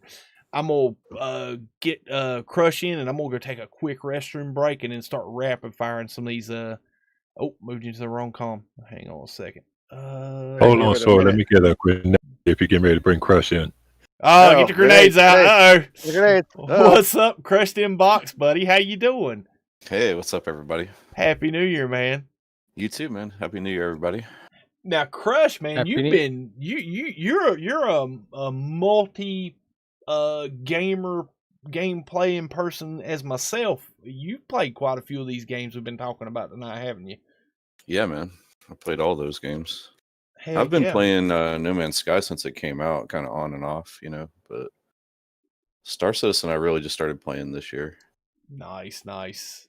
Yeah, man. I remember Crush used to be in the chat way back, dude. Back in the Sword and Sim days. Yeah, I've been watching your stream for a while. Heck yeah, man. It's been a pleasure getting to know you, man, and seeing you in the chats and getting to play some Star Citizen with you, man. It's been a blast this last year. Same, dude. I've had a lot of fun this year.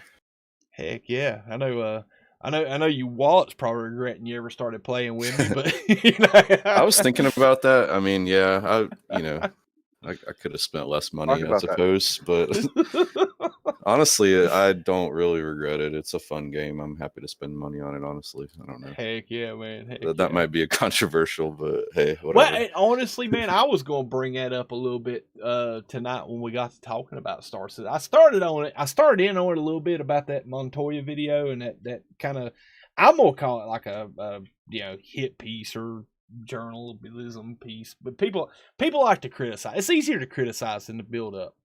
I've found that to be true in all aspects of life. It's easier to complain and criticize than it is to lift up and support. And that's why when I say I appreciate the support you guys show the channel and the support you guys show me,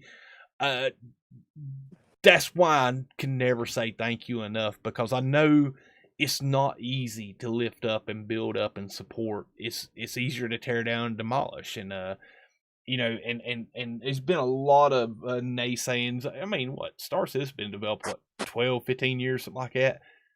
People's been like ragging on it since since it started up. But at the end of the day, I'm gonna say it. I'm gonna say this, and I know it's probably gonna irk some people, or might not be a popular comment, but they call it a pledge store for a reason. Anytime I've ever bought or spent any money on Star Citizen, I've had to go to a pledge store to buy it. And I say that, and I'm being real facetious about saying it's called a pledge store, because basically anything you give CIG in forms of purchases is a pledge. You're pledging your funds and your support for the development of that game. And in return, you get cool pixels to fly around. And to me, I don't regret a dime I've ever spent in Star Citizen. I really don't. I think it's been an amazing game, an amazing experience, and I made friends that I'll probably be friends with long after Star Citizen's gone, and the next game comes out. But I look at it as an investment in the development. And to be fair, if No Man's Sky had a way outside of buying them 15 or 20 copies of the same game, I would support them in that fashion. That's why on my desktop, on my little desktop screen, you see a little icon, The Last Campfire. I have not played that game yet. I ain't gonna lie, I've not played that game yet, but I bought it.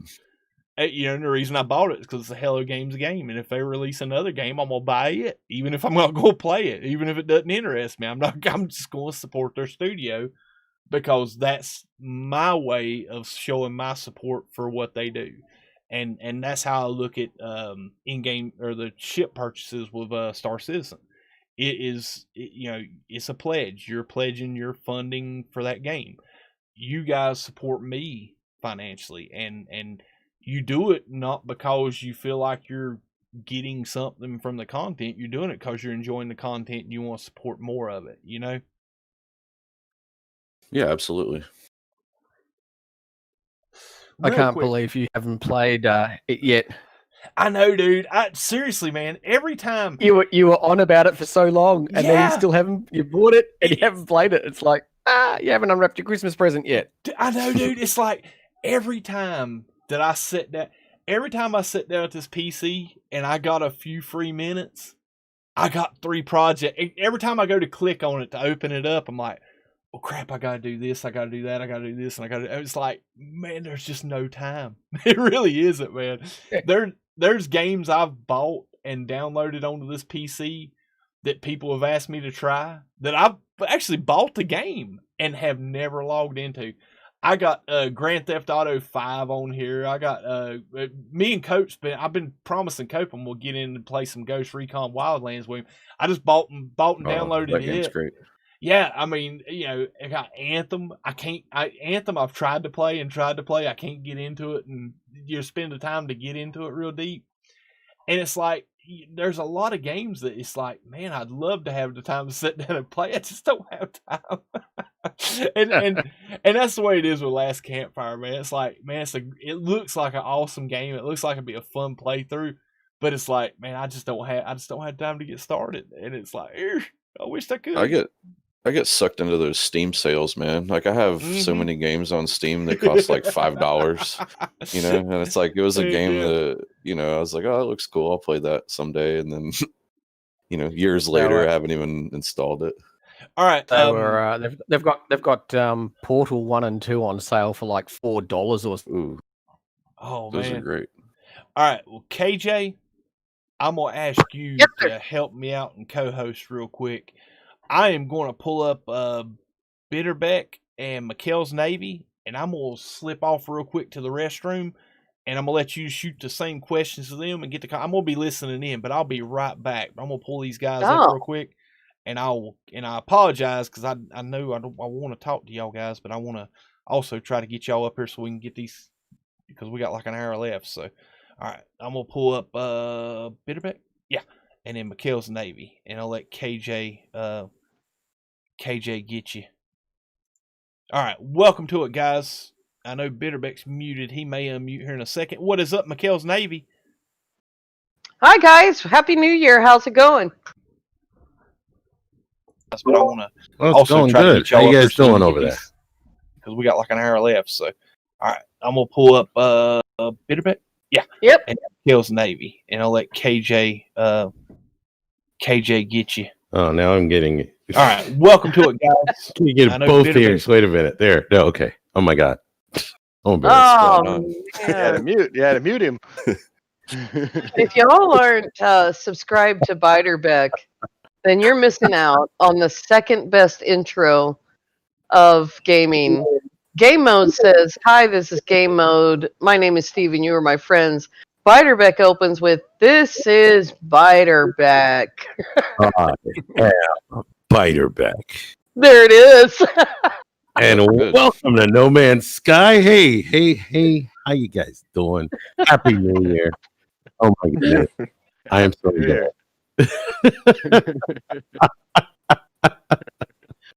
Oh my God. And who else do we have? McHale's Navy. How's it going?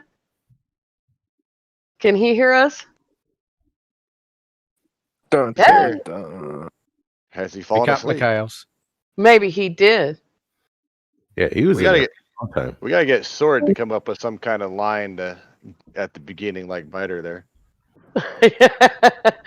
His well, I stole it. You all hear it. It's hey guys, welcome to it. yeah, that's Sword right there. Yeah, pretty much. He's the one that taught me to live stream, so I just copy everything he does. Biderbeck, what are you working on right now? What have you been doing? Oh my goodness, I've been doing all kinds of stuff. I'm finishing up I'm finishing editing the Egg Quest. I lost the last leg of it. Oh no. So I improvised something else and explained the situation and showed off the ship. And I'm just putting it together now. And yeah. Putting that out. I'll put that out for New Year's. Awesome. Sounds good. When the Living Ship Quest came out, we had these 27, 28, 30-hour waits between things. Yes, I did. And, it the first day. Yeah. And I didn't advance my clock. What I did was, because I had two different series, well, I had 5 series at the time, but I had 2 of them that were in a good position to do it. So I started on one, and then I went to the other one for the next day's episode. And I shot them every morning a couple of hours before they came out. Oh, God, it was brutal. Oh, man. Mikhail's is rejoin. Mikhail's is rejoin. All right, let's... oops, I got to tab out of one. Yeah, I can grab him. I got him, too. We both got him. We both got him. Now I got him back. Tag team. Fight! Which way are you going to pull him? There you go. We pulled him together. Happy New Year. So, Biderbeck, what is the best and worst of 2020 for you? Working from home has happened to be the best thing ever. I got introduced to Damash Smash and actually started watching live streams. I refuse to watch live streams. I'm watching, everybody's pre-recorded stuff, and I enjoyed it. And then I started watching the live streams, and I started getting involved. I would just watch. I wouldn't comment. Yeah, I'd leave a like or two, but then I started getting involved in the live streams, and I found that more enjoyable, more enriching, and actually getting to know some of the people that play some of the games that I like made my entire game experience more enjoyable, because I know that these people are out there. Then I got into Sword, then I got into Survival Bob, then I saw Captain Steve, and I'm like, holy shit, these guys are not only crazy, they're actually putting out good stuff, and they're promoting a general sense of goodwill. Yeah. And that happened, and especially we're all trapped in our homes. We're working from home. We're not having our usual daily interactions with people. and we're stuck in these stupid meetings. I'm gonna take a breath. I don't want to lose Hashtag Zoom call. Oh, it's just been so refreshing to see this and to see people play the game live and experience some of the things that run into some of the issues that I run into, or just show me a different way to do something, and then we can talk about it as they're doing it. Yeah. Well, I am really, really glad that you decided to take part in our community, the greatest community in gaming.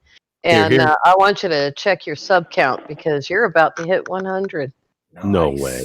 Heck yeah, congrats, bud. Well, I'll tell you what, if KJ, if you'll slap a link for Biderbeck in the chat, let's guys, if you're not subscribed to him, let's go see if we can ring in his New Year, busting him up over 100 subs. Let's get that done. Yeah, no, I'm not. You're not going to. Let's get that done. This is a sword channel. What are you talking about? What are you talking about?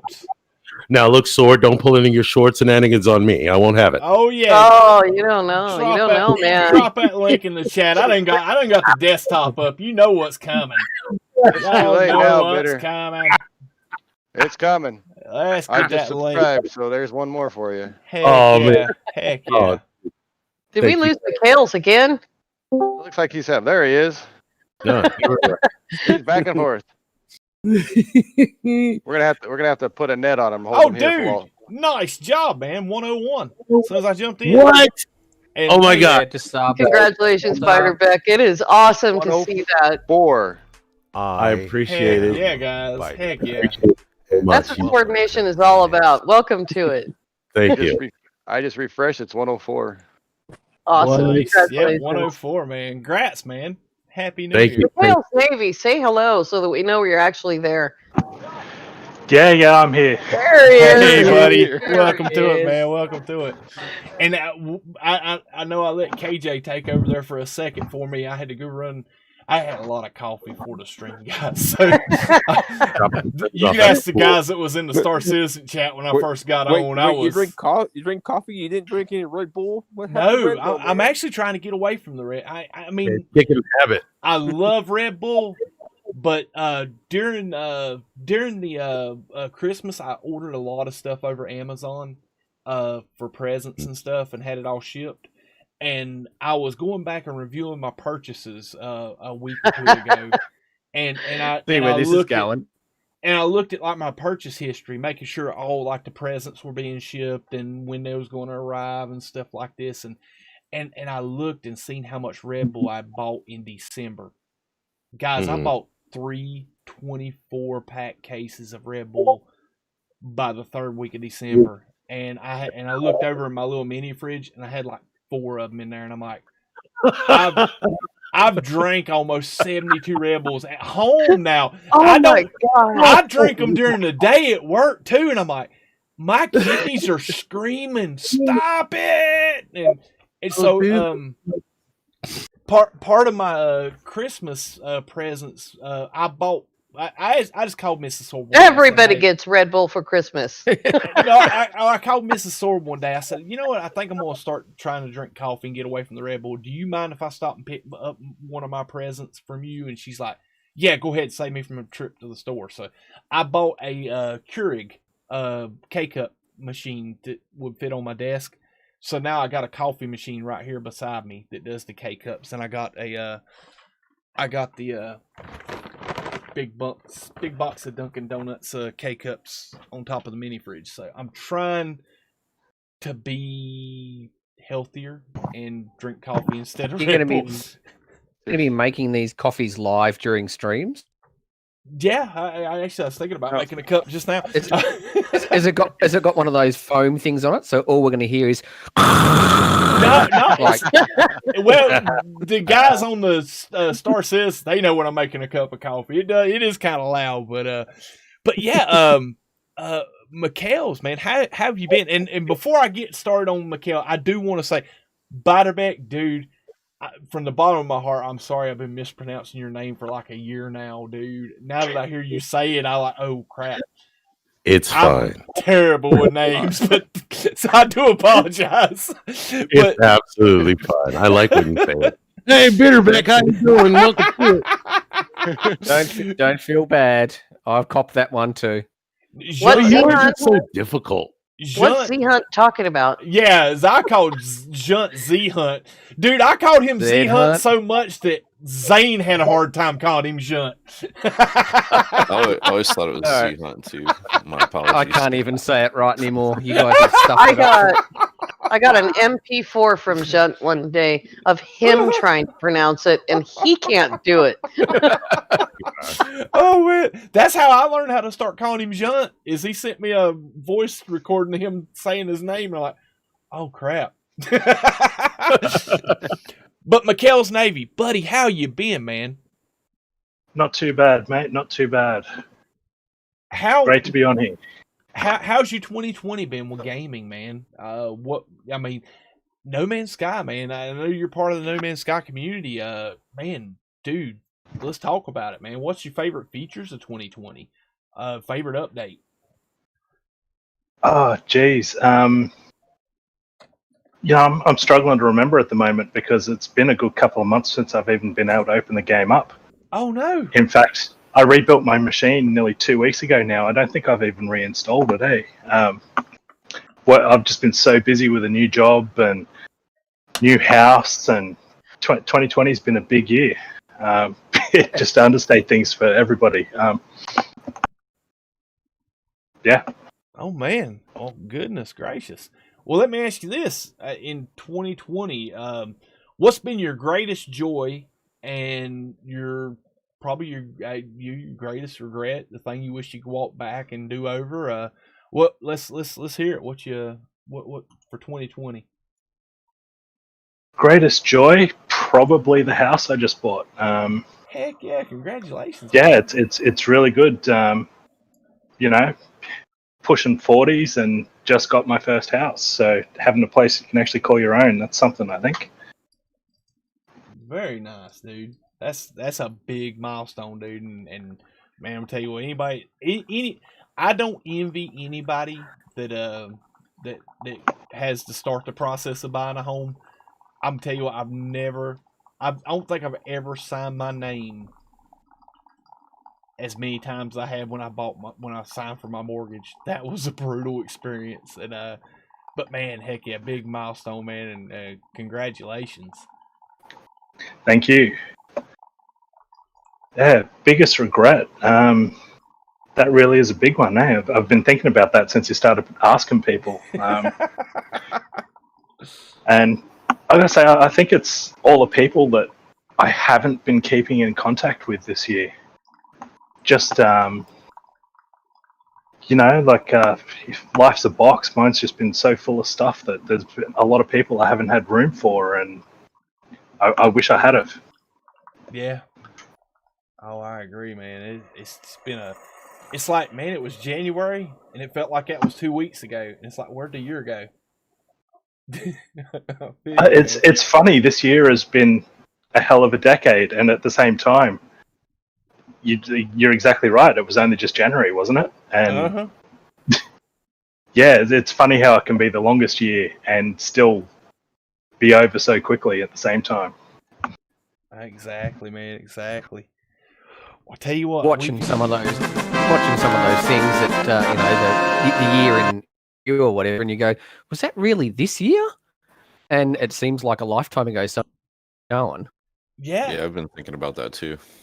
That's pretty crazy. Yeah, I'm telling you, man, and it don't get easier the older you get, man. The older you get, the faster the world's moving. It's just like, it felt like I've watched this year. You know, like when you're watching a movie on Netflix or Hulu or something, you accidentally hit it's on the PlayStation.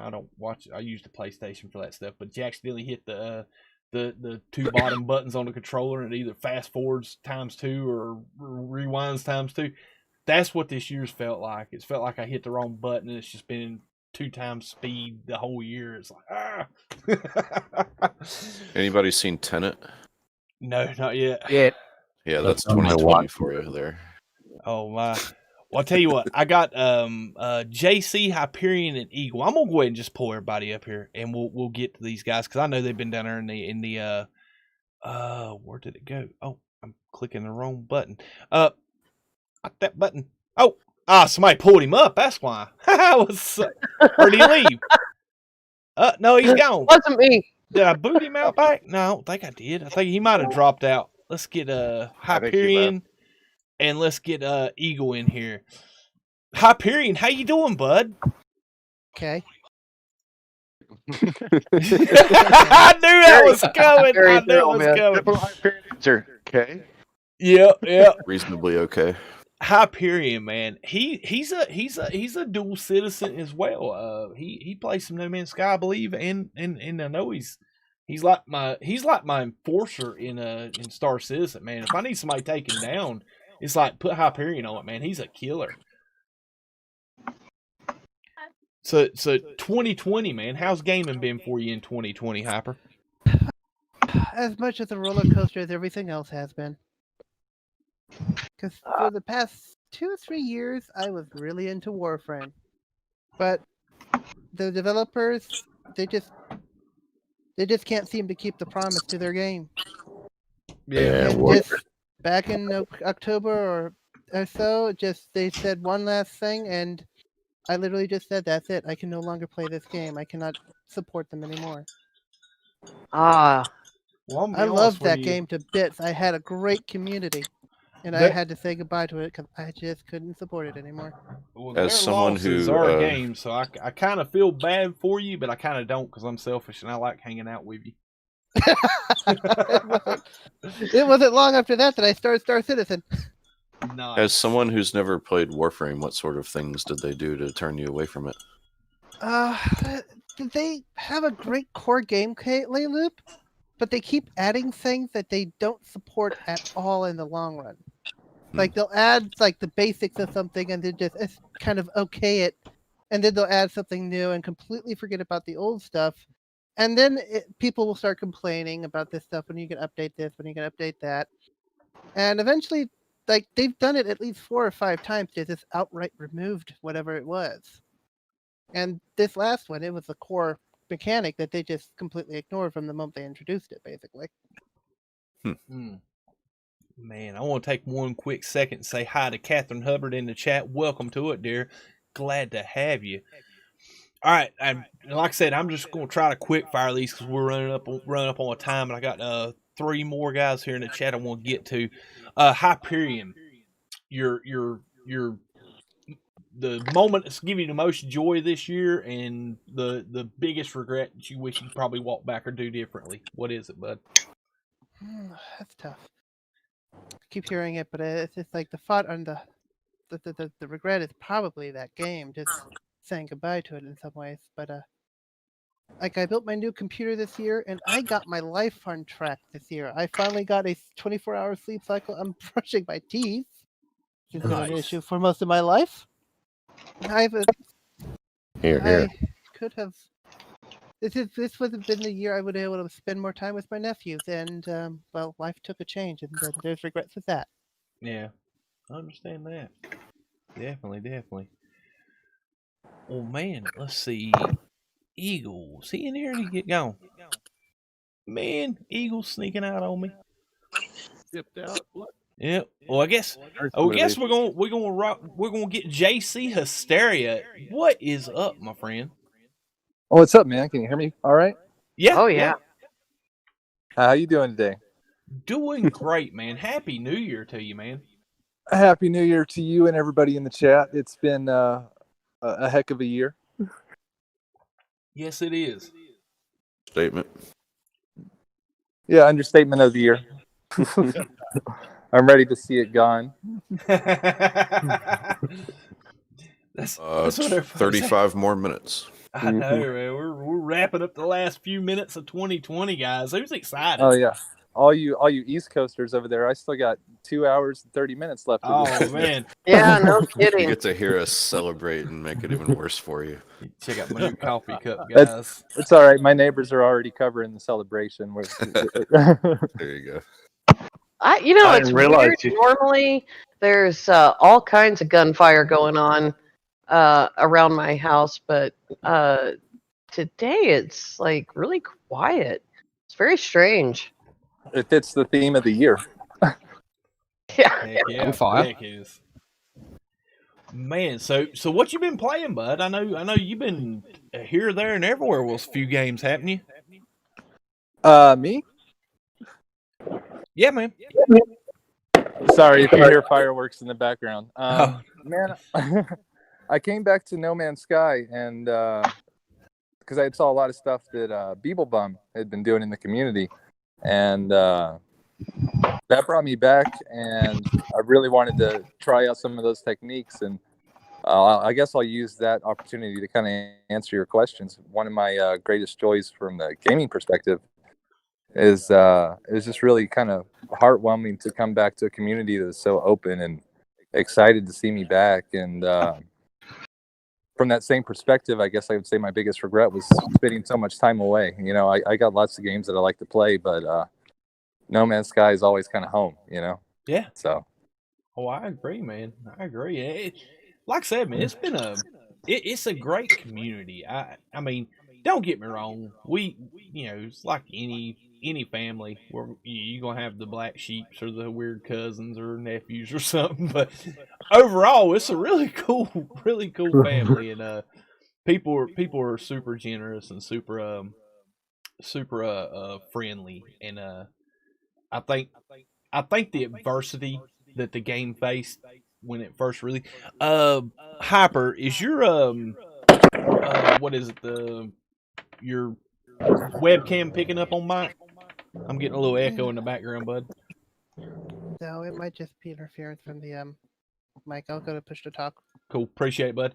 But yeah, with the adversity that No Man's Sky come through on launch, and just I think the people that stuck that went through that, and I've been really fortunate. I started streaming No Man's Sky and putting up No Man's Sky content after all that stuff had kind of died down, and they wasn't as many people going out and being all haters in the chat and stuff, and but I think it made the community a much tighter knit group than most gaming communities because of that adversity, and like I said, it's created bonds and friendships and relationships that's going to surpass No Man's Sky and move on into new games and new communities and stuff. And I'll be honest with you, one of the things I'm extremely thankful for is the community.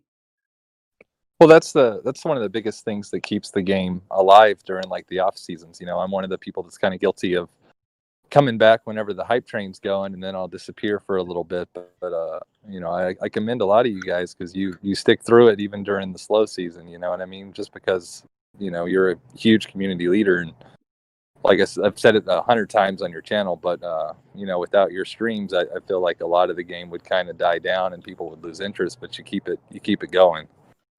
Yeah, I mean, to be fair, man, I've been pondering on this a lot this year, especially this last quarter. I know a lot of you guys, like the people like my daily every stream guys know, and y'all have noticed a big difference. The streams have gotten shorter. The streams have not been as often with the channel, and I'm not one to grumble and moan. Don't get me wrong. I grumble and moan when I'm playing a game. The guys in the Star Citizen chat will tell you I'm a whiny son of a gun. I'll complain about that, but like I don't like to complain about real life. I really don't. I mean, I'm always it's easy to look at your circumstances and get marred up in them or wallowed up in your circumstances and focus that be the focus of your mind and your heart and your being. So I try to avoid it. But man, it's been a tough quarter. It really has. I know, man. My buddy Zane, every time he'll talk about it because he knows. I'll talk to him a lot more about this stuff than most people, and he knows my job and obligations in real life, and it's been a tough last 3 or 4 months to keep making those stream days and stuff and I went through a period there and I'm being real with you guys. I don't get this real on stream very often.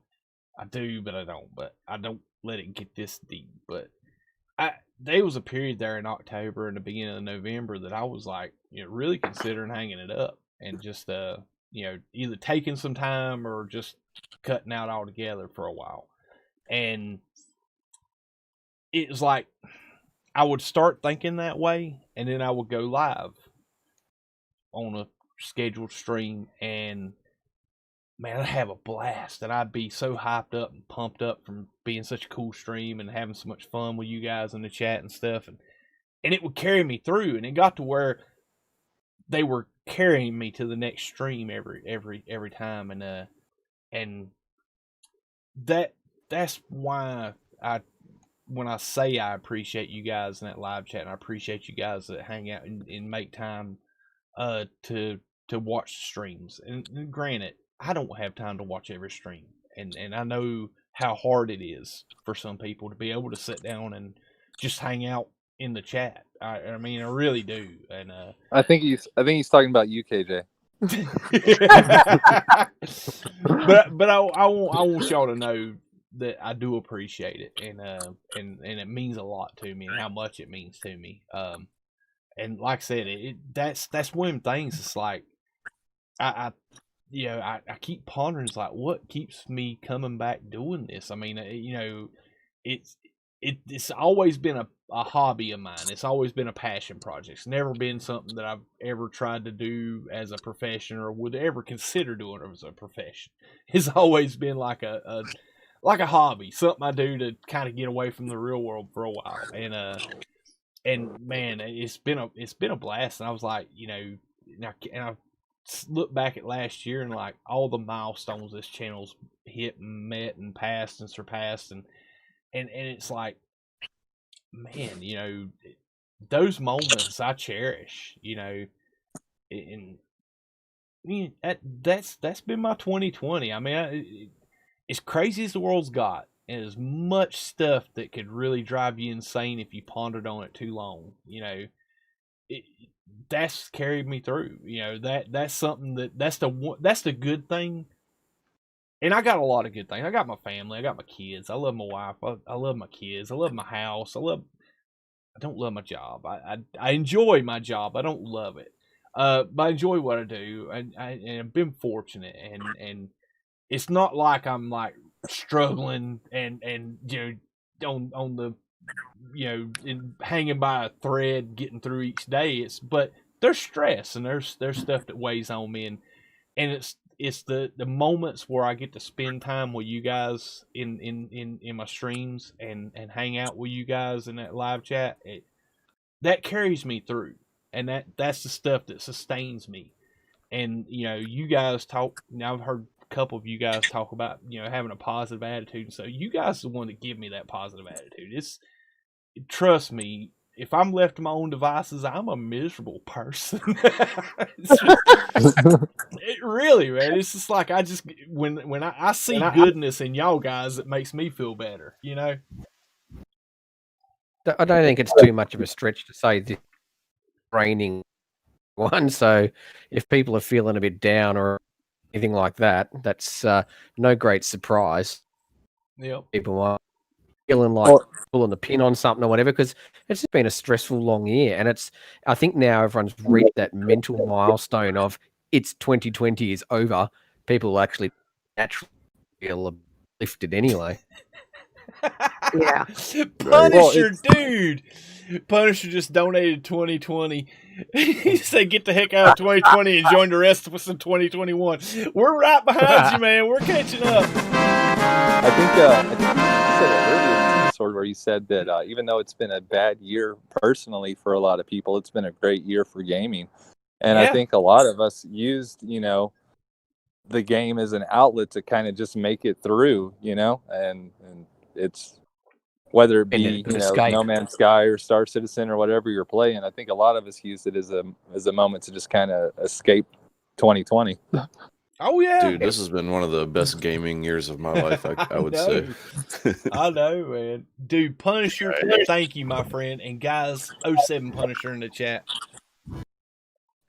Dude, I'm telling you what, man. I want to say I've had both one of the best years and one of the worst years of my life at the same time. Like a lot of you, I've been incredibly ill, but this community has lifted my heart so much and has kept me going so much. And one of the things that I'm most grateful for is Lava Lamp 64. He's there every single day from the moment he wakes up. Did you take your medicine? How are you feeling today?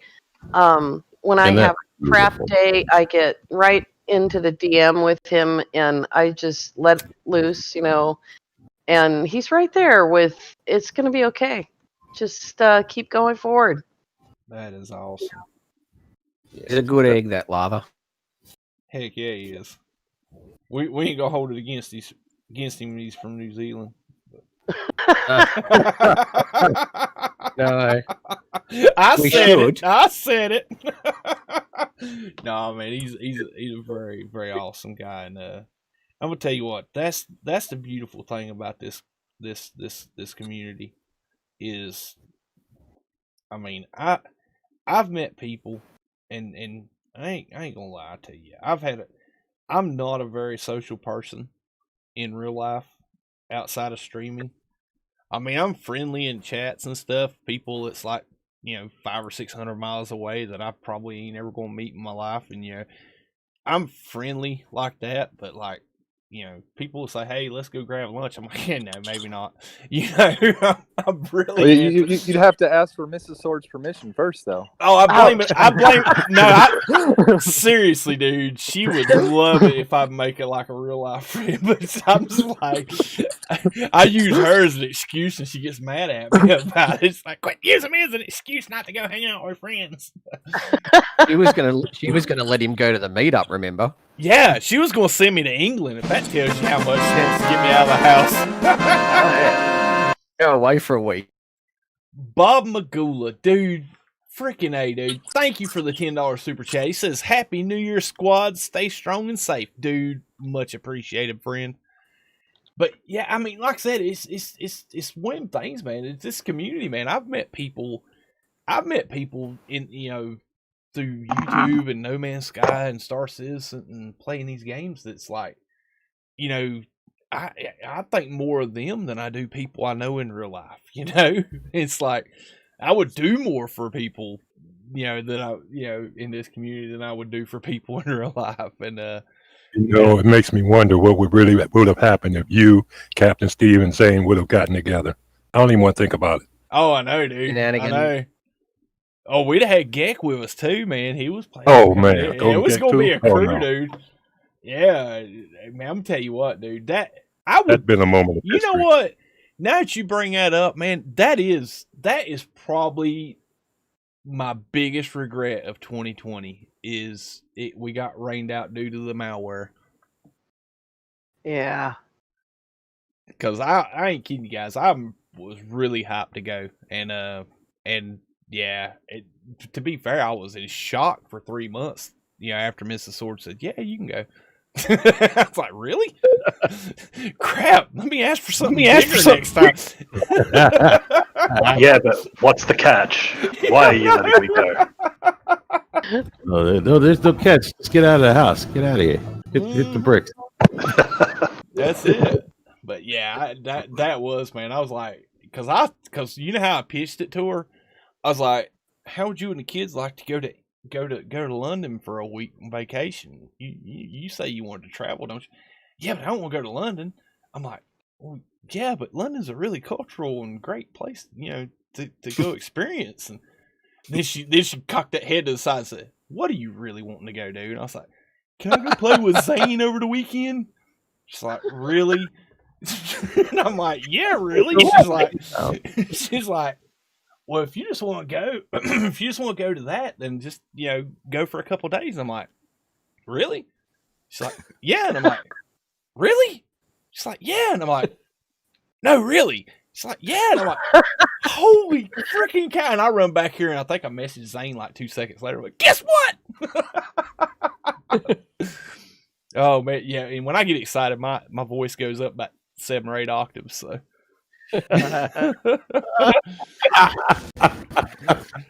Oh yeah, I was like a little girl in here, man. Like, guess what? She's gonna let me go. Yes.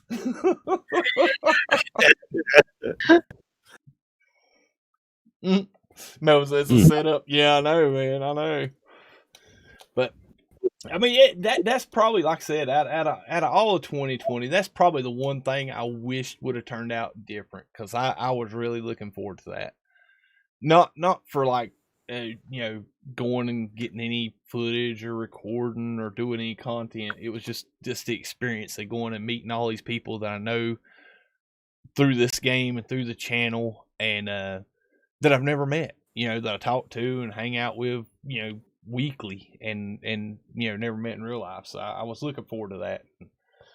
Granted, the consolation prize, when parts become more available and I can get a hold of some PC parts, I got a new rig planned for the spring. So I am kind of happy about that. But yeah, that was kind of like my runner-up prize. Instead of getting to go to London, I get to build a new rig this year. So yeah, I'm kind of looking forward to inheriting your GPU.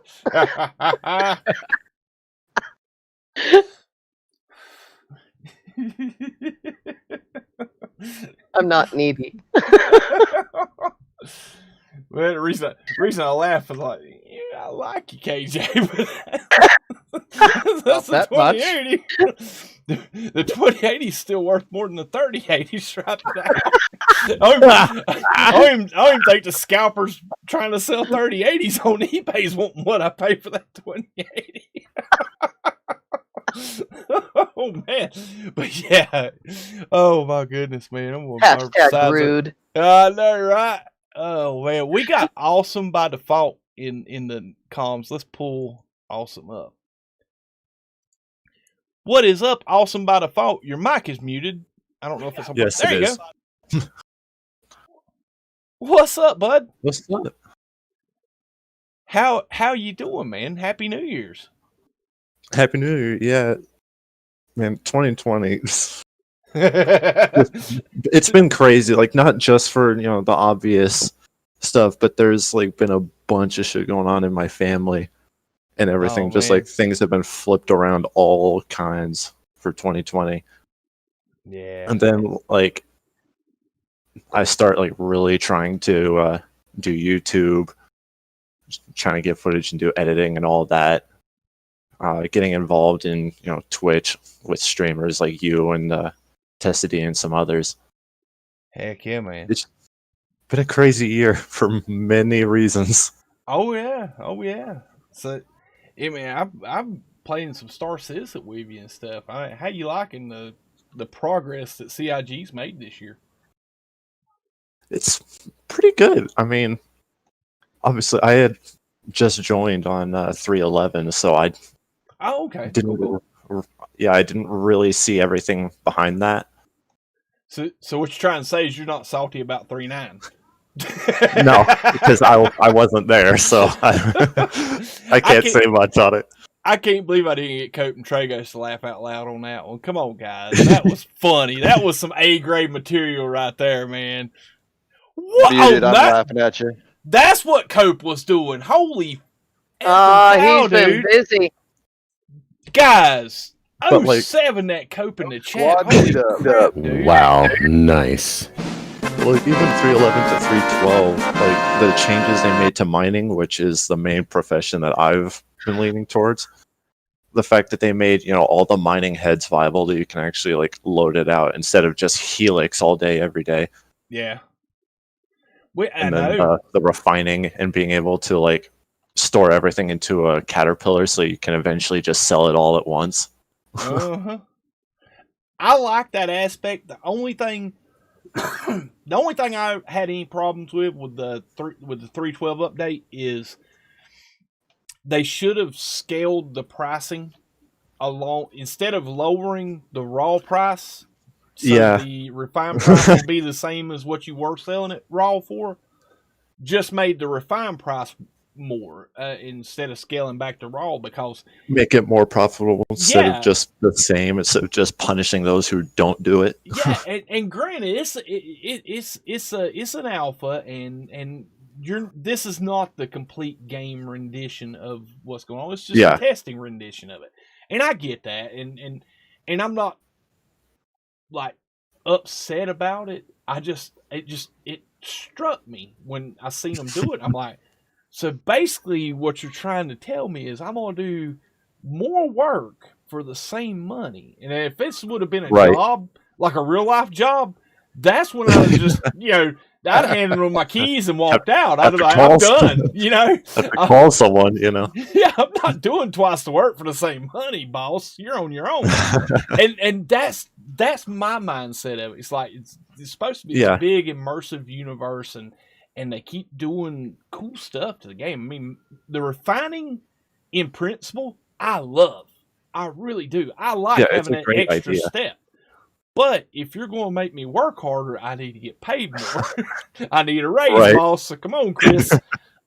Tell the devs to go on up that pricing up a little bit for me. But I mean, having that extra role, it for big groups, it would help give people multiple roles. Like one person could specifically mine just raw and then take it to another person that would then refine it. And then the entire group gets profit. Yeah.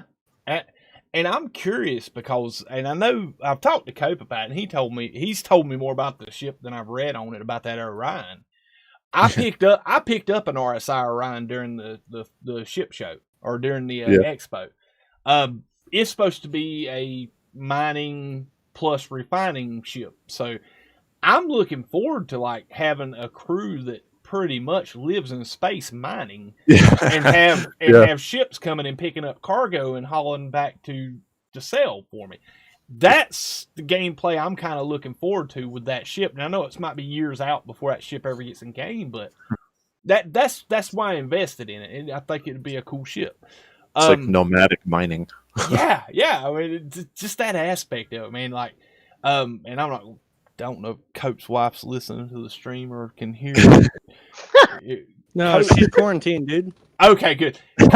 Cope picked up a Kraken this year. So basically, for y'all guys that don't know, the Kraken's like basically a starbase with the engine on it. It's one of them kind of gameplays with that ship that you don't. That's your base of operations. Everybody goes there to do all their stuff, and it just flies around in space. And I'm looking forward to that. Mobile Port Olisar, That's pretty much what it is. It's pretty much just PO. Wouldn't that open you up to pirates? Dude, if you've seen the turrets on that thing,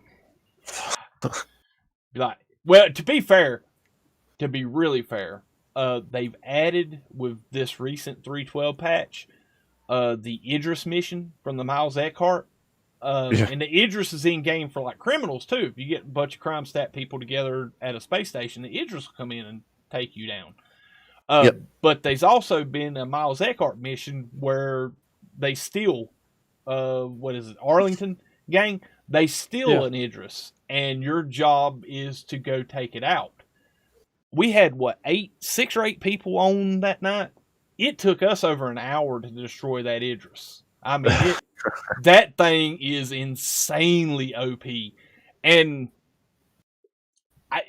if it's that has anything to tell us what the Kraken's going to be like, I'm like, yeah, come on, bring it. So I'll be flying that thing through pirate hands, come get me, come at me. Especially you get those fighters. You can get some fighters launched off that thing. Yeah.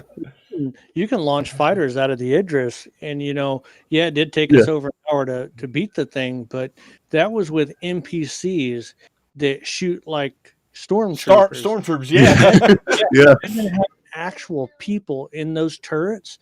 It's going to be hard to take one of those down. Yeah, I mean, it really is. I mean, even with the NPCs, man. Yeah, I went out there with a Retaliator that had 6 size 9 torpedoes. Mm-hmm. I think one of them hit. I mean, like the flare on that thing was insane. It was just, like I said, it was you fire a torpedo and you shoot flare and you see your torch just split and go off into nowhere. I'm like, oh man, disappointed. Yeah, we're a Ghost Squadron. We'll take any ship down. That's right. And I like Cope's message with that donation, the Ghost Squadron meetup, dude. I wish they had a hard date set, or they had a scheduled date set for the CitizenCon in LA. Yes, Yeah. I doubt they'll do it in LA this year, though. If they do it, I seriously doubt it'll be in LA. Yeah, and like I said, if they had some details up for CitizenCon to where I could book my vacation, because that was the hard part about the meetup was getting all the details sorted out for a date so I could request the time off, because I have to do it so early in the year for my job. But yeah, dude, I'd love to go to a CitizenCon and meet up with everybody, and do that whole thing. But it'll be going on during the weekend too, so it's gonna be a real long event. So if we could get everybody together during the weekend that it's going, just the Saturday and Sunday, that would even work. Yeah. Imagine my leave request. What are you gonna do on your leave? Especially requesting leave to go meet up with the Ghost Squadron. That's right. My senior chief and my master chief are gonna look at me like, what in the hell is Ghost Squadron? Yeah, I know, right? Now I will say this, guys. We have, and I fought it tooth and nail. Cope and Tragos twisted my arm until I said, "Yeah, let's do it." I'm picking. I love these guys. It's a great group. I really, man. I just, when I get home in the afternoon, I start looking forward to hanging out with the guys and doing stuff.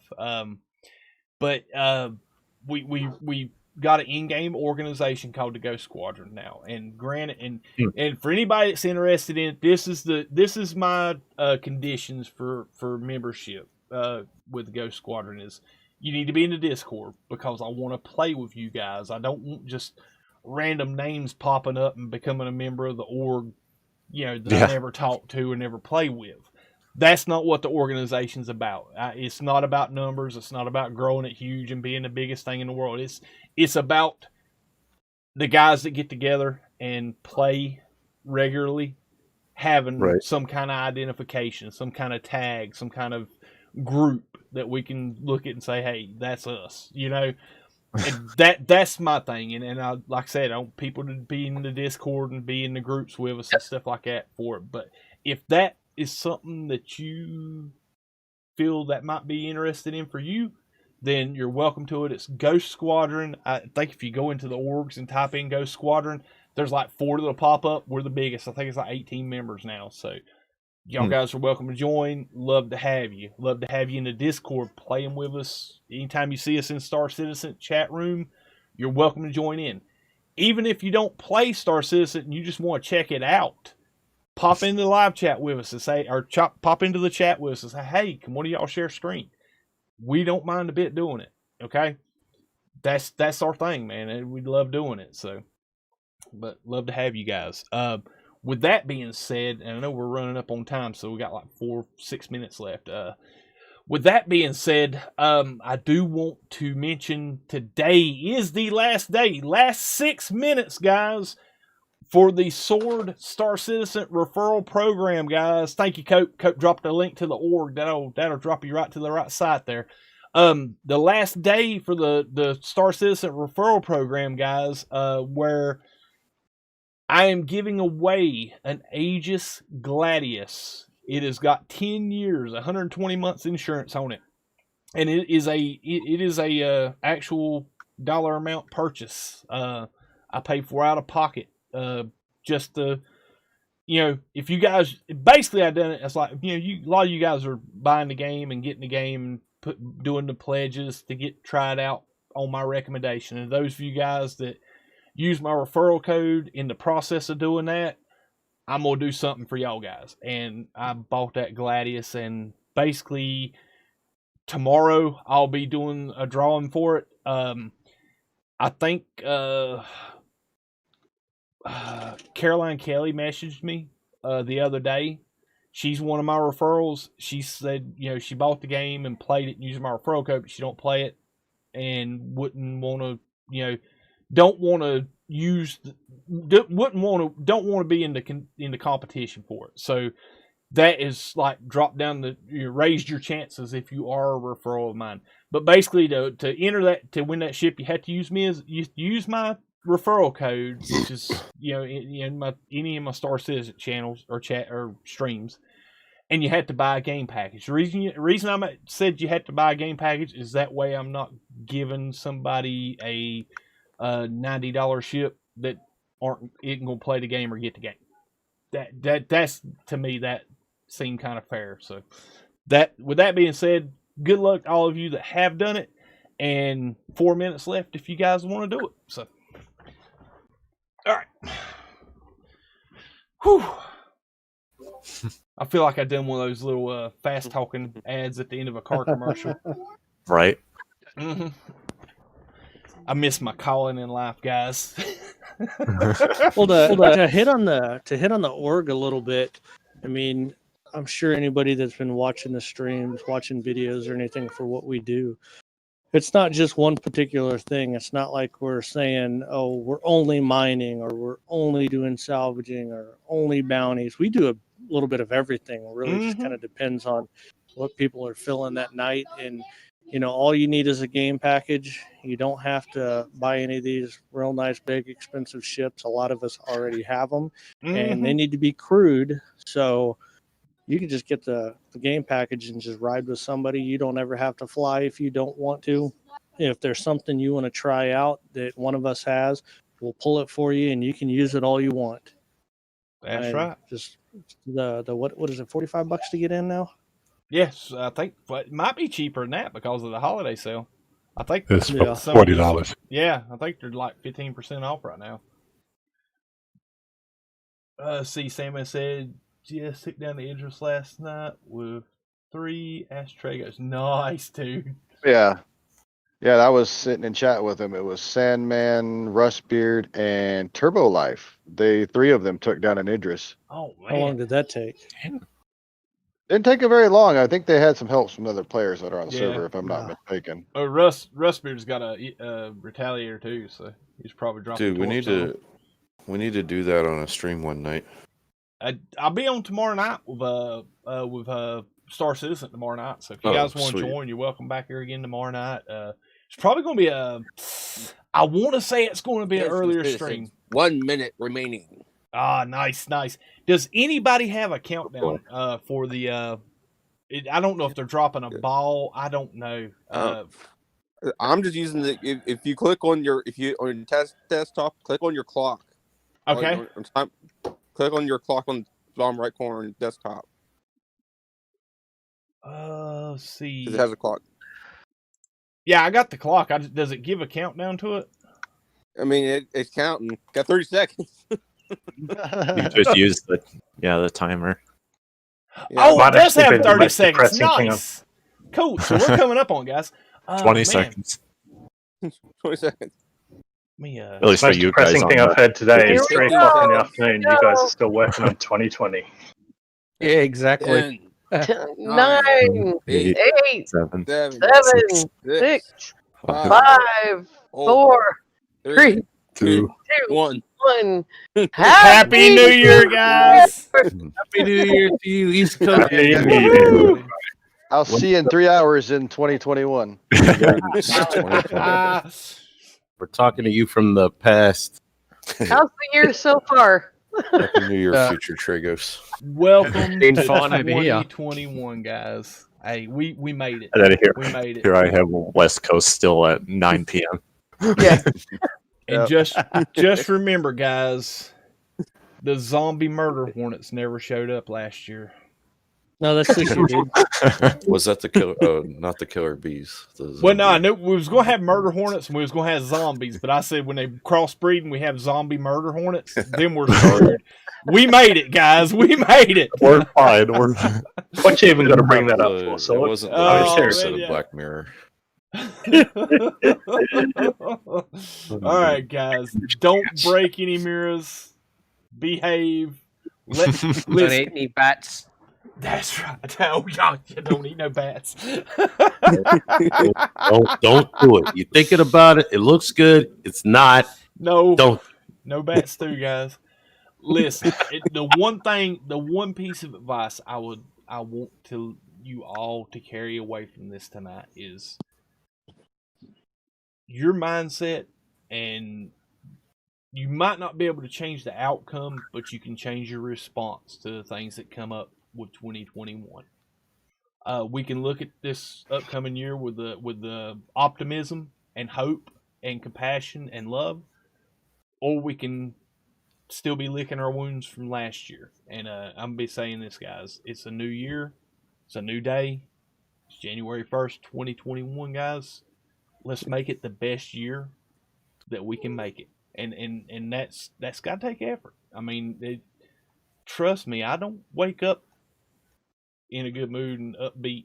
It takes effort. So, just you gotta think positive, put positive things in your life. And I know I sound like I'm ought to be teaching a seminar right now, but that's my take on it. That's what I want y'all to do this year is purpose yourself to be positive and make the best of a bad situation. Here, here. Plan on. Awesome sauce, Sir. guys.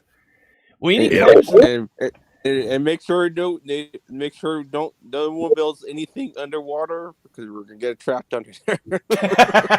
Don't build underwater. Underwater kick traps.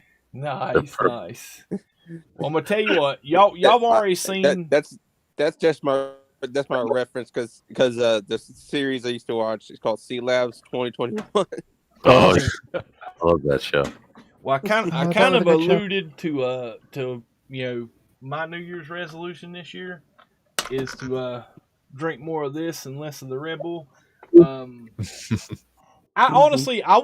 This is my goals this year, and I know y'all guys are probably going to say it's like November, so why ain't you done this yet? Next year or this coming year. But my goals this year is try to live and eat and act and be healthier, so I'll be around longer for my kids and my family.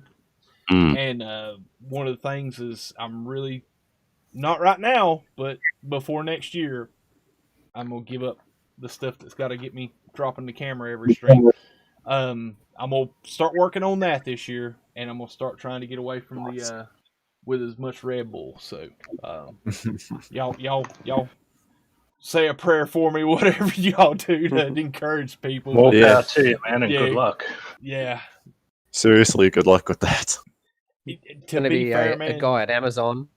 Be a guy at Amazon losing his job when they see the sales are down on Red Bull, but that's his problem. Man, I can't feel bad That's for hilarious. it. I'd start ordering my K-cups through Amazon. But I swear, if I hear Red Bull is going down, I know whose fault it is. Next thing, they drop sponsorship of F1 and the Red Bull. All they had to do was contact me and start sending me a case like every 3 or 4 months, and I'd just say, "Hey, this stream powered by Red Bull." No, hey, I give you a whole year Red Bull. I give you a year. He's not doing it to get healthier. He's rage quitting. What you even talking about? Well, you said that anyway. Man. I have to send it to you. That's what it was, man. I seen competitive dart throwing, and somebody was sponsored with Red Bull. So I was like, "Listen, guys, come on, really? you can't hook a little sword up with a case." Oh, man, Esmerel, dude. Thank you, buddy. Heck, guys, 07 at Esmerel. He said, "Happy New Year" from Super Chat Fiend. Awesome, dude. Oh, speaking of Esmerel, man, I meant to say my biggest regret from last year was asking Esmerel to sit in that co-pilot seat when he had a grenade in his hand. Right? Guys, I'm going to tell you. That was so much fun. I'm going to tell you, this was what, with Star Citizen, I was talking about this last night with Funny Imps. Star Citizen's the first game that I had to play completely mouse and keyboard. No Man's Sky I play with a controller. Fortnite I play with a controller. Any PC game I play is generally with a controller of some sort. No Man or Star Citizen is completely keyboard for me in dual. Yeah, you can't do gamepad. Gamepad is awful for SC. So that was a really, really, really steep learning curve because I had to learn how to play with mouse and keyboard. Plus, I had to learn how to play Star Citizen, which is a challenging mouse and keyboard game. So it was a little tougher for me. Yeah. And one of the things that I thought was so freaking crazy with the key bindings was F is your interacting key that you have to do. You have to touch anything in that game. You got to press S to interact with. Yeah. The grenade button is G right beside it. And it's gotten better. So if you hit G now, you'll grab the grenade, but you have to throw it now. Before then, back when he blew Crush up, if you touched G, you was dropping a grenade at your feet. If you hit G by accident, turn around and run. It was going to happen. And I used to think it was the funniest thing. It's like, man, I blew myself up a dozen or so times that first. You're just like trying to press an elevator button. You just drop a nade. It's horrible. Knoth Ghost, dude. Thank you, buddy. Guys, 07 at Knoth Ghost. Got to throw mine in the pot now. Nice, dude. Much appreciated, my friend. Much appreciated. Guys, I'm going to tell you what, man. I know the world's been crazy. And I know people are mourning losses and struggling with not being able to see their loved ones and are stressed out from either not being able to work or work having so many extra steps that it's made it twice as hard to do. But I'm going to tell you, man, with all that, I'm still blessed from last year, just having all of you guys in my life. And I want y'all to know how much I don't keep saying it. I'm going to keep on saying it. I appreciate you guys for what you do. Yeah, I know. Getting the feels. I'm trying to get KJ a jerk a tear. Yeah, I'm trying to choke KJ up. I mean, Sword, I met you because of Cobra. Like, I was just getting into SC, like watching videos and stuff on it before I got the game. And I saw Cobra's video on showing you the game. And I just absolutely adored that video. And then eventually I got SC, got involved with Cobra, and in turn got to actually hang out with you. Oh, man. Which was just awesome. And then the first time I'm hanging out with you guys and you give me a Super Hornet, it's like, damn, okay. Oh, yeah. That's what I try to tell people. You know, me and Trey and Cope and Hyper and Red and Crush, I mean, there's a pretty strong group of guys that play on the daily. And now with the new bounty hunter or the NPC bounty missions paying like insane amounts of money, it's not like we have a shortage of funds in the group. And it's like, don't go spend $300 or $400 trying to get into the game. Do the minimum and jump in with us. We're going to get you something to fly. I like the scene from the Tokyo Drift, where Han looks at old dude and says, "What, you think I'm gonna let you drive a Honda?" That's how I feel when I give you guys a ship. I'm like, "Hey, let's go get him a ship, man." It's like, "What, you think I'm gonna let you ride with me driving a Honda?" It gives them that. What was it? A Sylvia? It was the Mitsubishi Evo. Oh, that's when he gave him the Evo. Okay. Yeah. He's like, "You see the red one? It's yours." He's like, "What?" And he's like, "Yeah, what, you think I'm gonna let you drive a Honda?" So yeah, that's that. Yeah, dude, that's my favorite part of the movie. Like, heck yeah. I think between all of us, we have basically every ship in the game. So I'm happy to let people borrow my ships anytime. Unless you just like really dead set on flying an Aurora LN, we might not be able to hook you up with that. Cope may have it, but just Aurora all day, every day. Hyper said he had it. There's only one thing we're missing that I can think of off the top of my head. One thing we're missing. What's that? And that's a javelin. I mean, that is right. So. Hey, you're right, dude. I think we got every ship in the game between us. Except, it's up to me, is it? You get 80 people. You get 80 people to man it. I'll somehow pull a javelin out somewhere. Oh yeah. More people than the server can hold. Right It's now. all safe for right now. Yeah. Yeah. Well, I was looking. They done a letter from the chairman a couple weeks ago. It's on the site. Yeah. And they Yeah, were I read talking it. about some of the funding and where the stuff there's how much it's cost them to operate the game and stuff, and where they're spending money on the leasing, renting the servers and stuff like that. And I'm like, man, you get to looking at those numbers like, well, when this thing goes live and they aren't raising pledge money for this thing, how are they going to afford it? And then that's one of the things I thought of. Well, they're planning on with this server meshing and iCache and game stabilization.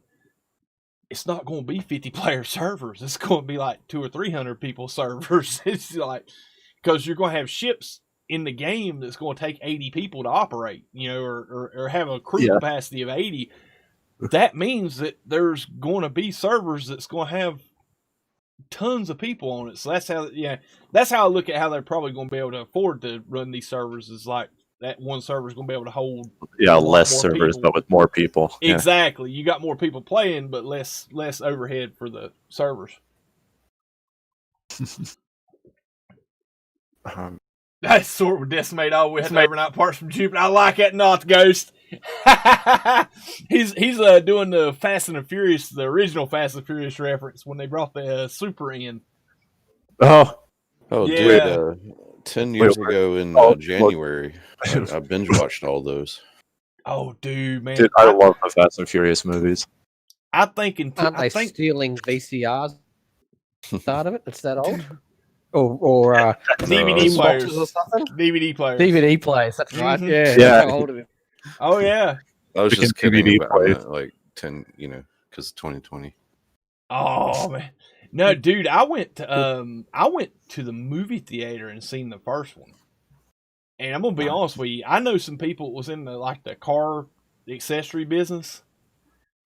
Dude sold like 15 or 20 NOS kits the next day. I mean, it was insane, dude. It's like, man, it didn't matter if you was in like a 1982 Honda Civic hatch, man. Somebody was jacking it up with some NOS. Yeah, it was crazy, dude. Those movies popularized tuner culture in America. Uh-huh.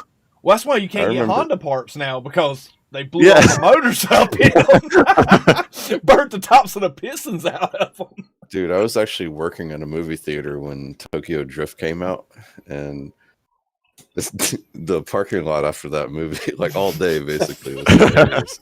You're gonna have to rip apart the block and replace the piston rings you fried. That was a good time for body shops, man. They made a killing after Tokyo Drift come out. Dude, you imagine how many people slam their cars in a ditch trying to e-brake a slide? Yeah.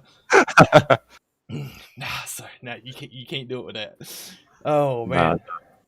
But I can't say much, man. I think after Tokyo Drift, after I watched it, I was working in groceries. No. That was after Fast and Furious. I was working in a grocery store, and I had this. It was a 96 Dodge Avenger, 5-speed that had that Mitsubishi Eclipse engine in it. And I had this big old grocery cart spoiler on the back of it. This thing was 13 inches off the deck.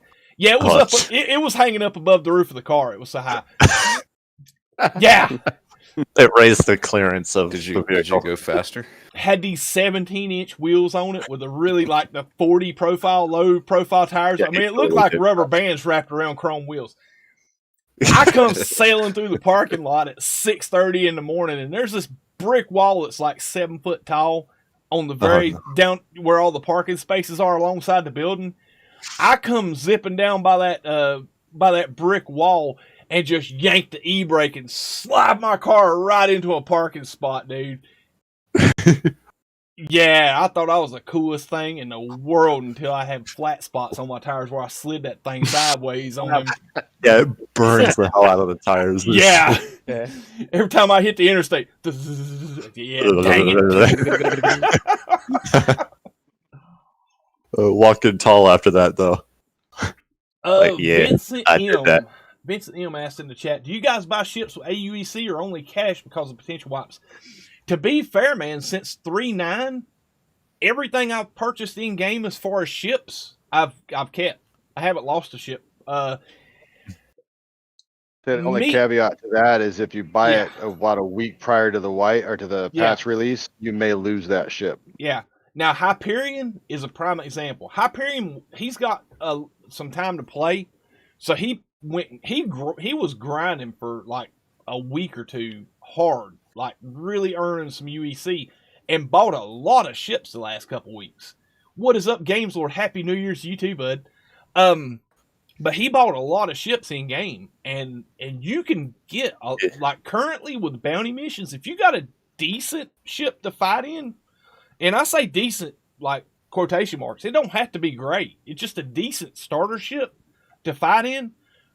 You can make a lot of UEC doing bounty missions in Star Citizen right now. But me personally, it's hard to say this without coming off a little cocky or arrogant. I don't want y'all to take it that way. I'm fortunate enough that I'm in a situation where I can support Star Citizen financially through pledge ships.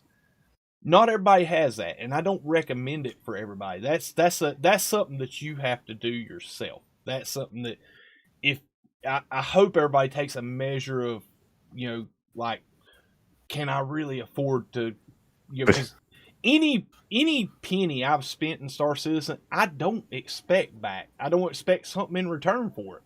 I'm grateful that they do give me some cool pixels to fly around on my PC stream, but that's how I look at it. It's funding the game, not purchasing an item. That's why I say anybody I recommend the game to, buy the starter package and fly with us. We'll put you in a ship to fly, and if not, we'll buy you a ship to fly. I don't even think I've had anybody that's grouped up with us we ain't bought a ship for. I mean, some sort of ship to get them started for making some UEC. And J Spot, dude, thank you so much, man. Is the rumor true that you're going to do a permanent HUD? Oh no. Oh man, I'm gonna tell you what. I don't know, man. It's not gonna happen, J Spot. Just let it go, man. I don't know, man. Probably not. I've heard you talk about it before. It's going to be 50 hours base making chlorine. Man, sounds like you're scared. Grinding chlorine. No, honestly, it's not that I'm scared. It really isn't. I'm not afraid of permadeath. I just know. I know how. Like, basically, a lot of the pacing that I do in game, because I know KJ picks on me a lot because I skip over stuff. Because I try to move faster than I should be moving in certain starting scenarios. Because I do it because I don't want you guys sitting there watching me run a refiner for 35, 40 minutes. I mean, right. You need entertaining content. Yeah, kind of. And it's like the permadeath no HUD. I think if I done it, I want to struggle to live by any means necessary. If that means I got to stay in a cave and do like really small steps to make sure I survive, then I'll be in that cave for 2 hours, and that's what I worry about with the no HUD. Or I go gung ho and like die as soon as I spawn. That's what I did. We should have asked him before he gave up the Red Bull. I died 4 times already in my saves. Mm-hmm. Sword Esh is taking off. Y'all, Esh, Happy man. New Year, Sword Nation. Heck yeah, buddy. 2021 is going to be great for everybody, I hope and pray. Let everybody have a great night and safe evening. I got to go. Yeah, buddy. Sleep well, Right, buddy. have a good night, Ash. See you tomorrow. See you Happy tomorrow. New Year, dude. Nice. Legendary. Yeah, with me, like on the whole real cash versus AUEC thing, I just, like you said, I can't financially buy any ships right now. And honestly, you shouldn't, because to be fair, you don't need to. You don't. You don't. We were doing missions the other night. I think it was like 4 or 6. It was 6 of us doing missions the other night that was paying out 88,000 UEC in a group, and it was like 5 or 6 of us. I can't remember. I know a couple of them was. I know Cope and Tragos was hanging around Crusader, attacking the primary there, and then there was 2 other locations, but they were hammerheads we were having to take out. So you had to have a little skill to avoid getting killed in the hammerhead. But it was paying out a lot of UEC. I mean, that's it's like 8,000 or 9,000 in a group mission, every mission, and it just kept spawning. I mean, it was like the whole night. I was doing them by myself the other night. They had a very high risk bounty, group bounty that was paying. I think I done my numbers. I was making 73,000 per mission, and it was taking like 20 minutes to do the total mission and take out all the backup ships. But like I said, you can make a couple million fairly quickly. You got to grind for it. It's going to take you a week or so, but it's there, to make. And that's the other thing. I usually don't like to kind of cheat my way through things. Mm-hmm. I like to earn it. I don't want to fast track in any way. So, like the Super Hornet is one thing. Well, I was always planning to have mining as my my main profession, so I gladly took the Super Hornet. But the people over at Tessa D, they gave me a prospector, and that I'm like, I almost don't know if I want to accept this because now I feel like I'm fast tracking a bit, and I not really. Honestly, I think ship mining right now is harder work than any profession in the game right now.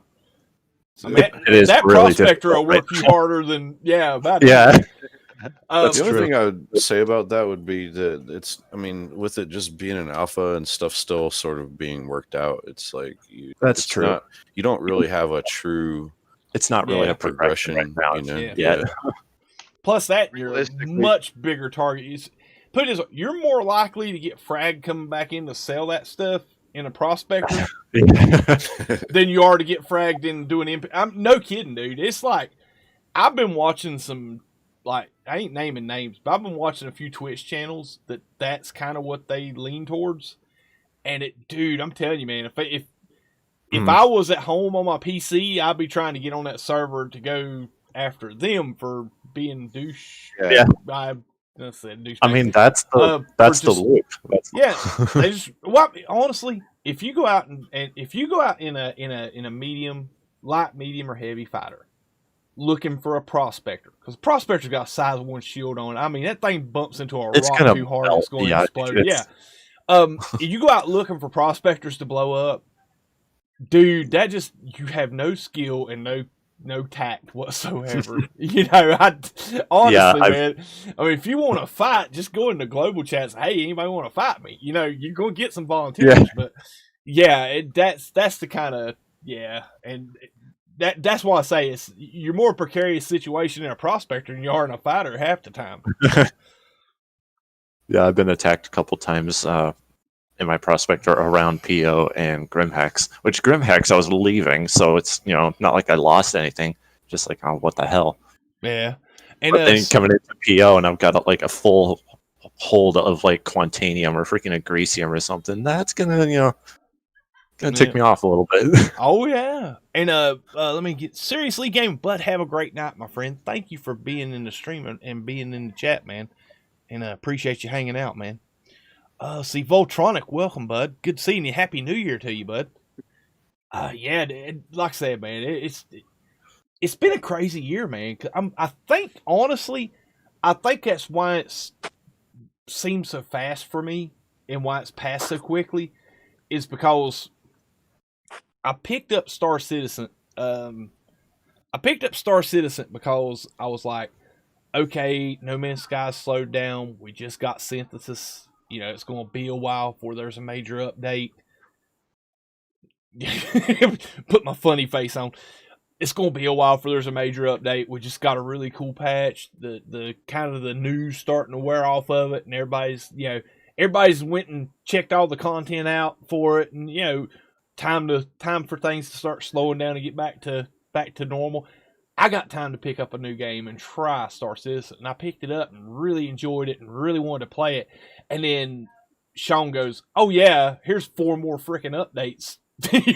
Just kept rolling them one after. It's like clowns getting out the clown car, man. It was like they just kept coming. I'm like, I ain't got time for 2 games, man. Get some DJ Khaled. Another one. Another one. Yeah, man, it's like, good grief.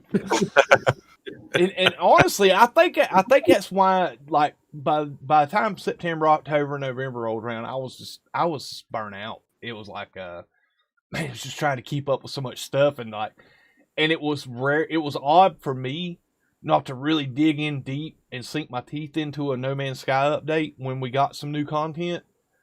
It's like here lately, I've been doing like the freighter stuff on the channel and getting all my freighter upgrades and stuff done. I haven't done that since it came out, and it's like, man, you don't know how that made me feel not having the time to do that and be able to do that. And I'm like, oh my goodness! And it was such a relief when I got it done. It was like, yes, I got it done finally. Yeah, it is. Yeah, it's been a stressful year. Sean's working me too hard, man. Slow down. But I'm used to like having a big summer update. It's like, hey, cool, we'll hype it up for 2 months, and then boom, there it is, and by November we're done. But yeah, not this year. Yeah.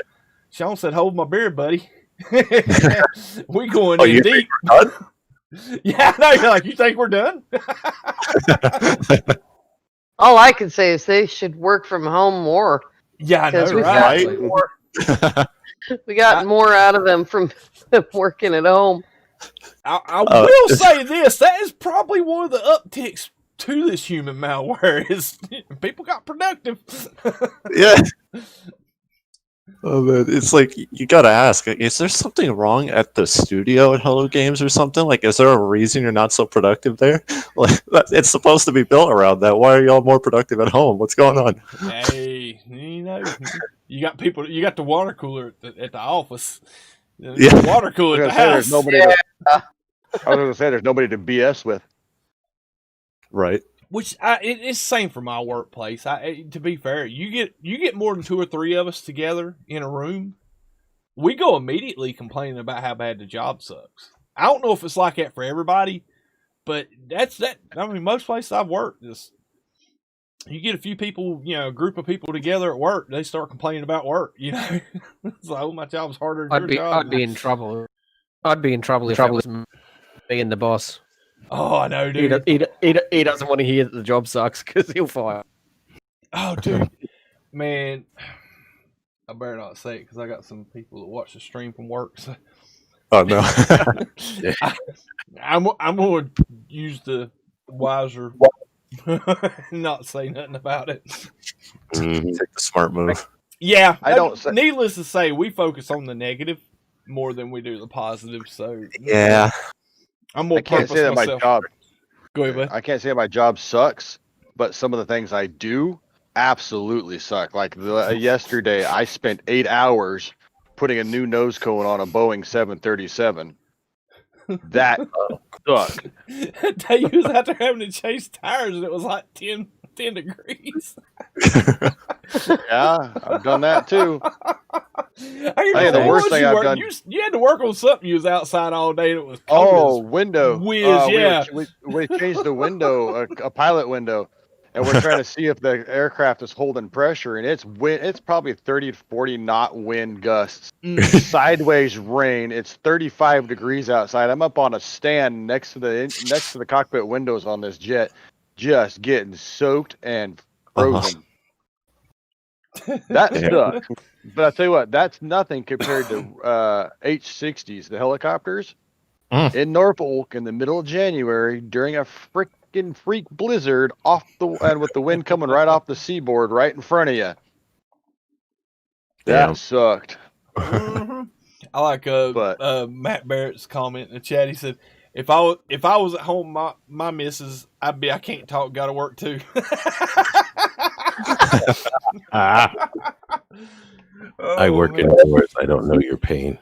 My arms aren't long enough to work from home.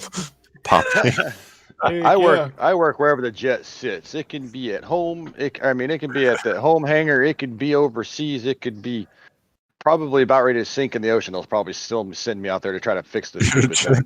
You're just floating on the thing. Look for the kelp sack. The aircraft I work on for the Navy are Boeing 737, so I have a big jet. Yeah. A big jet. So the components aren't small. It really sucks sometimes to work on it.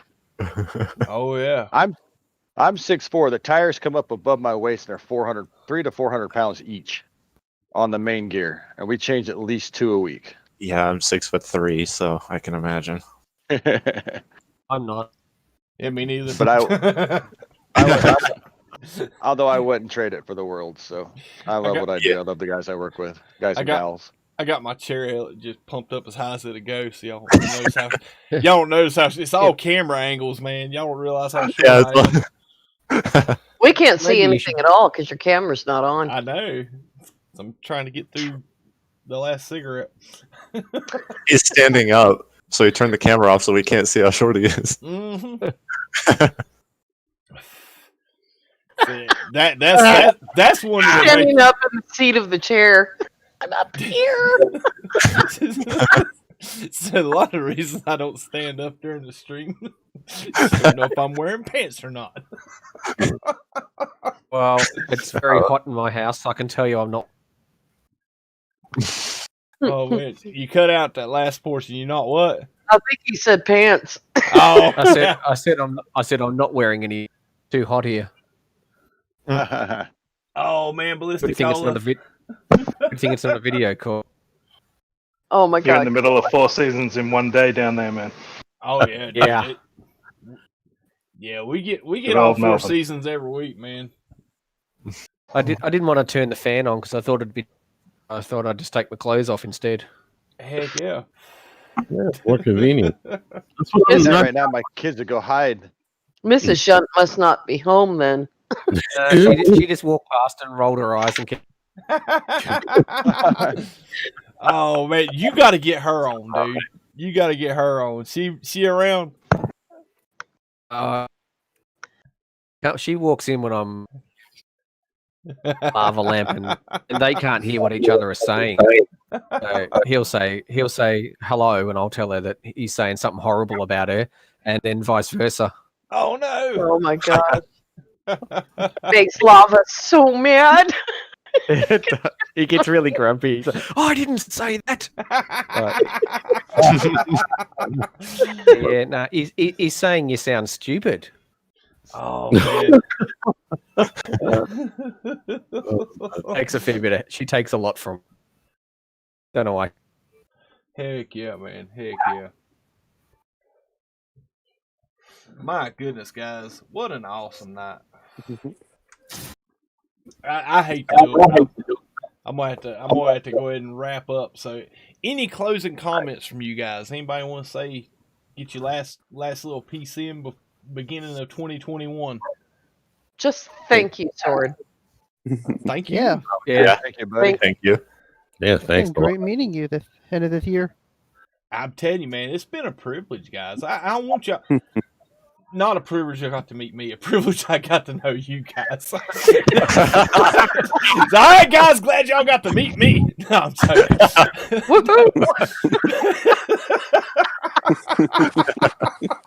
Too good. I mean, it really, really has been one of my greatest privileges and honors to get to know each and every one of you guys. I mean, like I said, I share with you guys more than I'd share with a therapist. It's really sometimes it's not a good thing. Sometimes it's cool, but yeah. Well, this is free therapy. Yeah, exactly. Everybody needs to start YouTube channels, man. we don't charge. I mean, I'm planning on it. Yeah, man, heck yeah. I already have a couple videos up. But yeah, like I said, man, it's been to me, even with all the craziness going, it's been an awesome year because I've got to know a lot of you guys, and you guys allowed me to become a part of y'all's lives, and I've got to know you guys a lot, and that really that connection I really cherish, and I want to thank you all for being a part of the stream tonight and being a part of the live, the call in and the live chat. You guys at home watching, thank you for what you do. Let's hope look, keep looking to the stars. Keep your chin up. Don't look at your feet all the time. You know, if you allow life to be good, it'll be good. You know, and I hope everybody can carry some positivity away into this new year, and just be optimistic and hopeful, and be more compassionate, be kinder, let love abide more in your life than hate, and that's all I could wish for anybody. Mm-hmm. Well said. Don't let 2020 one ruin other thing ruin you. is Soon Sword. Soon. Oh man, yeah, I'm gonna have to go Operation Nova on Final Fantasy VII again, man. I can't wait. I can't wait, bud. I really am. That's one of the most anticipated for me is the second part of Final Fantasy VII. I'm really looking forward to that. I'm right at the end. Just got that 5-phase boss fight, and in the final 10-phase fight. Oh man, I'm telling you, dude, that's right there. That's a fun game, guys. If you got a PS4 and you haven't tried it, I would recommend that game probably more than any It's on game. sale, by the way. Too. Oh, is it? Yeah, it's on sale. So oh, nice. Yeah, get it while you can, because that game, it is absolutely amazing visually for the nostalgia feels. Final Fantasy Remake is probably the best part of this year, the second best part besides working from home and not having to put on pants to go to work. That game is just absolutely, I was so happy when I got it, and it just rekindles everything if you ever played the first game. And if you haven't played the first game, look it up, because it's really fascinating. Oh yeah, man. To be fair, man, I considered doing a playthrough because I got both. I got the on PC. I got the Steam version of the original Final Fantasy, and I thought about doing a playthrough of it before 7 release, but I just didn't have the time for it because that whole game is a long detailed game. So yeah. Oh yes, good time. And he wouldn't do the new threat challenge, man. That's actually interesting. Oh no, right? Well, guys, I'll be back. If you guys want to hang out, I'll be right back. I'm gonna go ahead and close the stream out real quick, so I'll be right back in the chat in a second. All right, guys, man, thank you all that was part of the live stream chat. I really do appreciate all that you guys do, and all 32 of you that made it to the end of the stream. Thank you for the 59 likes, and oh my god, at the super chats, guys. You are amazing people. I wish for you guys the very best for 2021. I hope karma, whatever belief system that you guys have faith in, I hope holds nothing back for you, and nothing but great, wonderful things are in store for you for this coming year. I hope that we are resolute in our decisions on what we want to change or make better or improve in ourselves this year.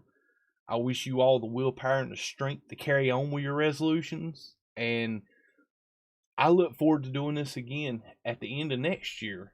And we have a much more positive conversation. And, we set a goal and we achieve a goal this year. And I wish nothing but the best for you guys. So from the Sword household and the Sword channel, you guys have a very, very happy new year.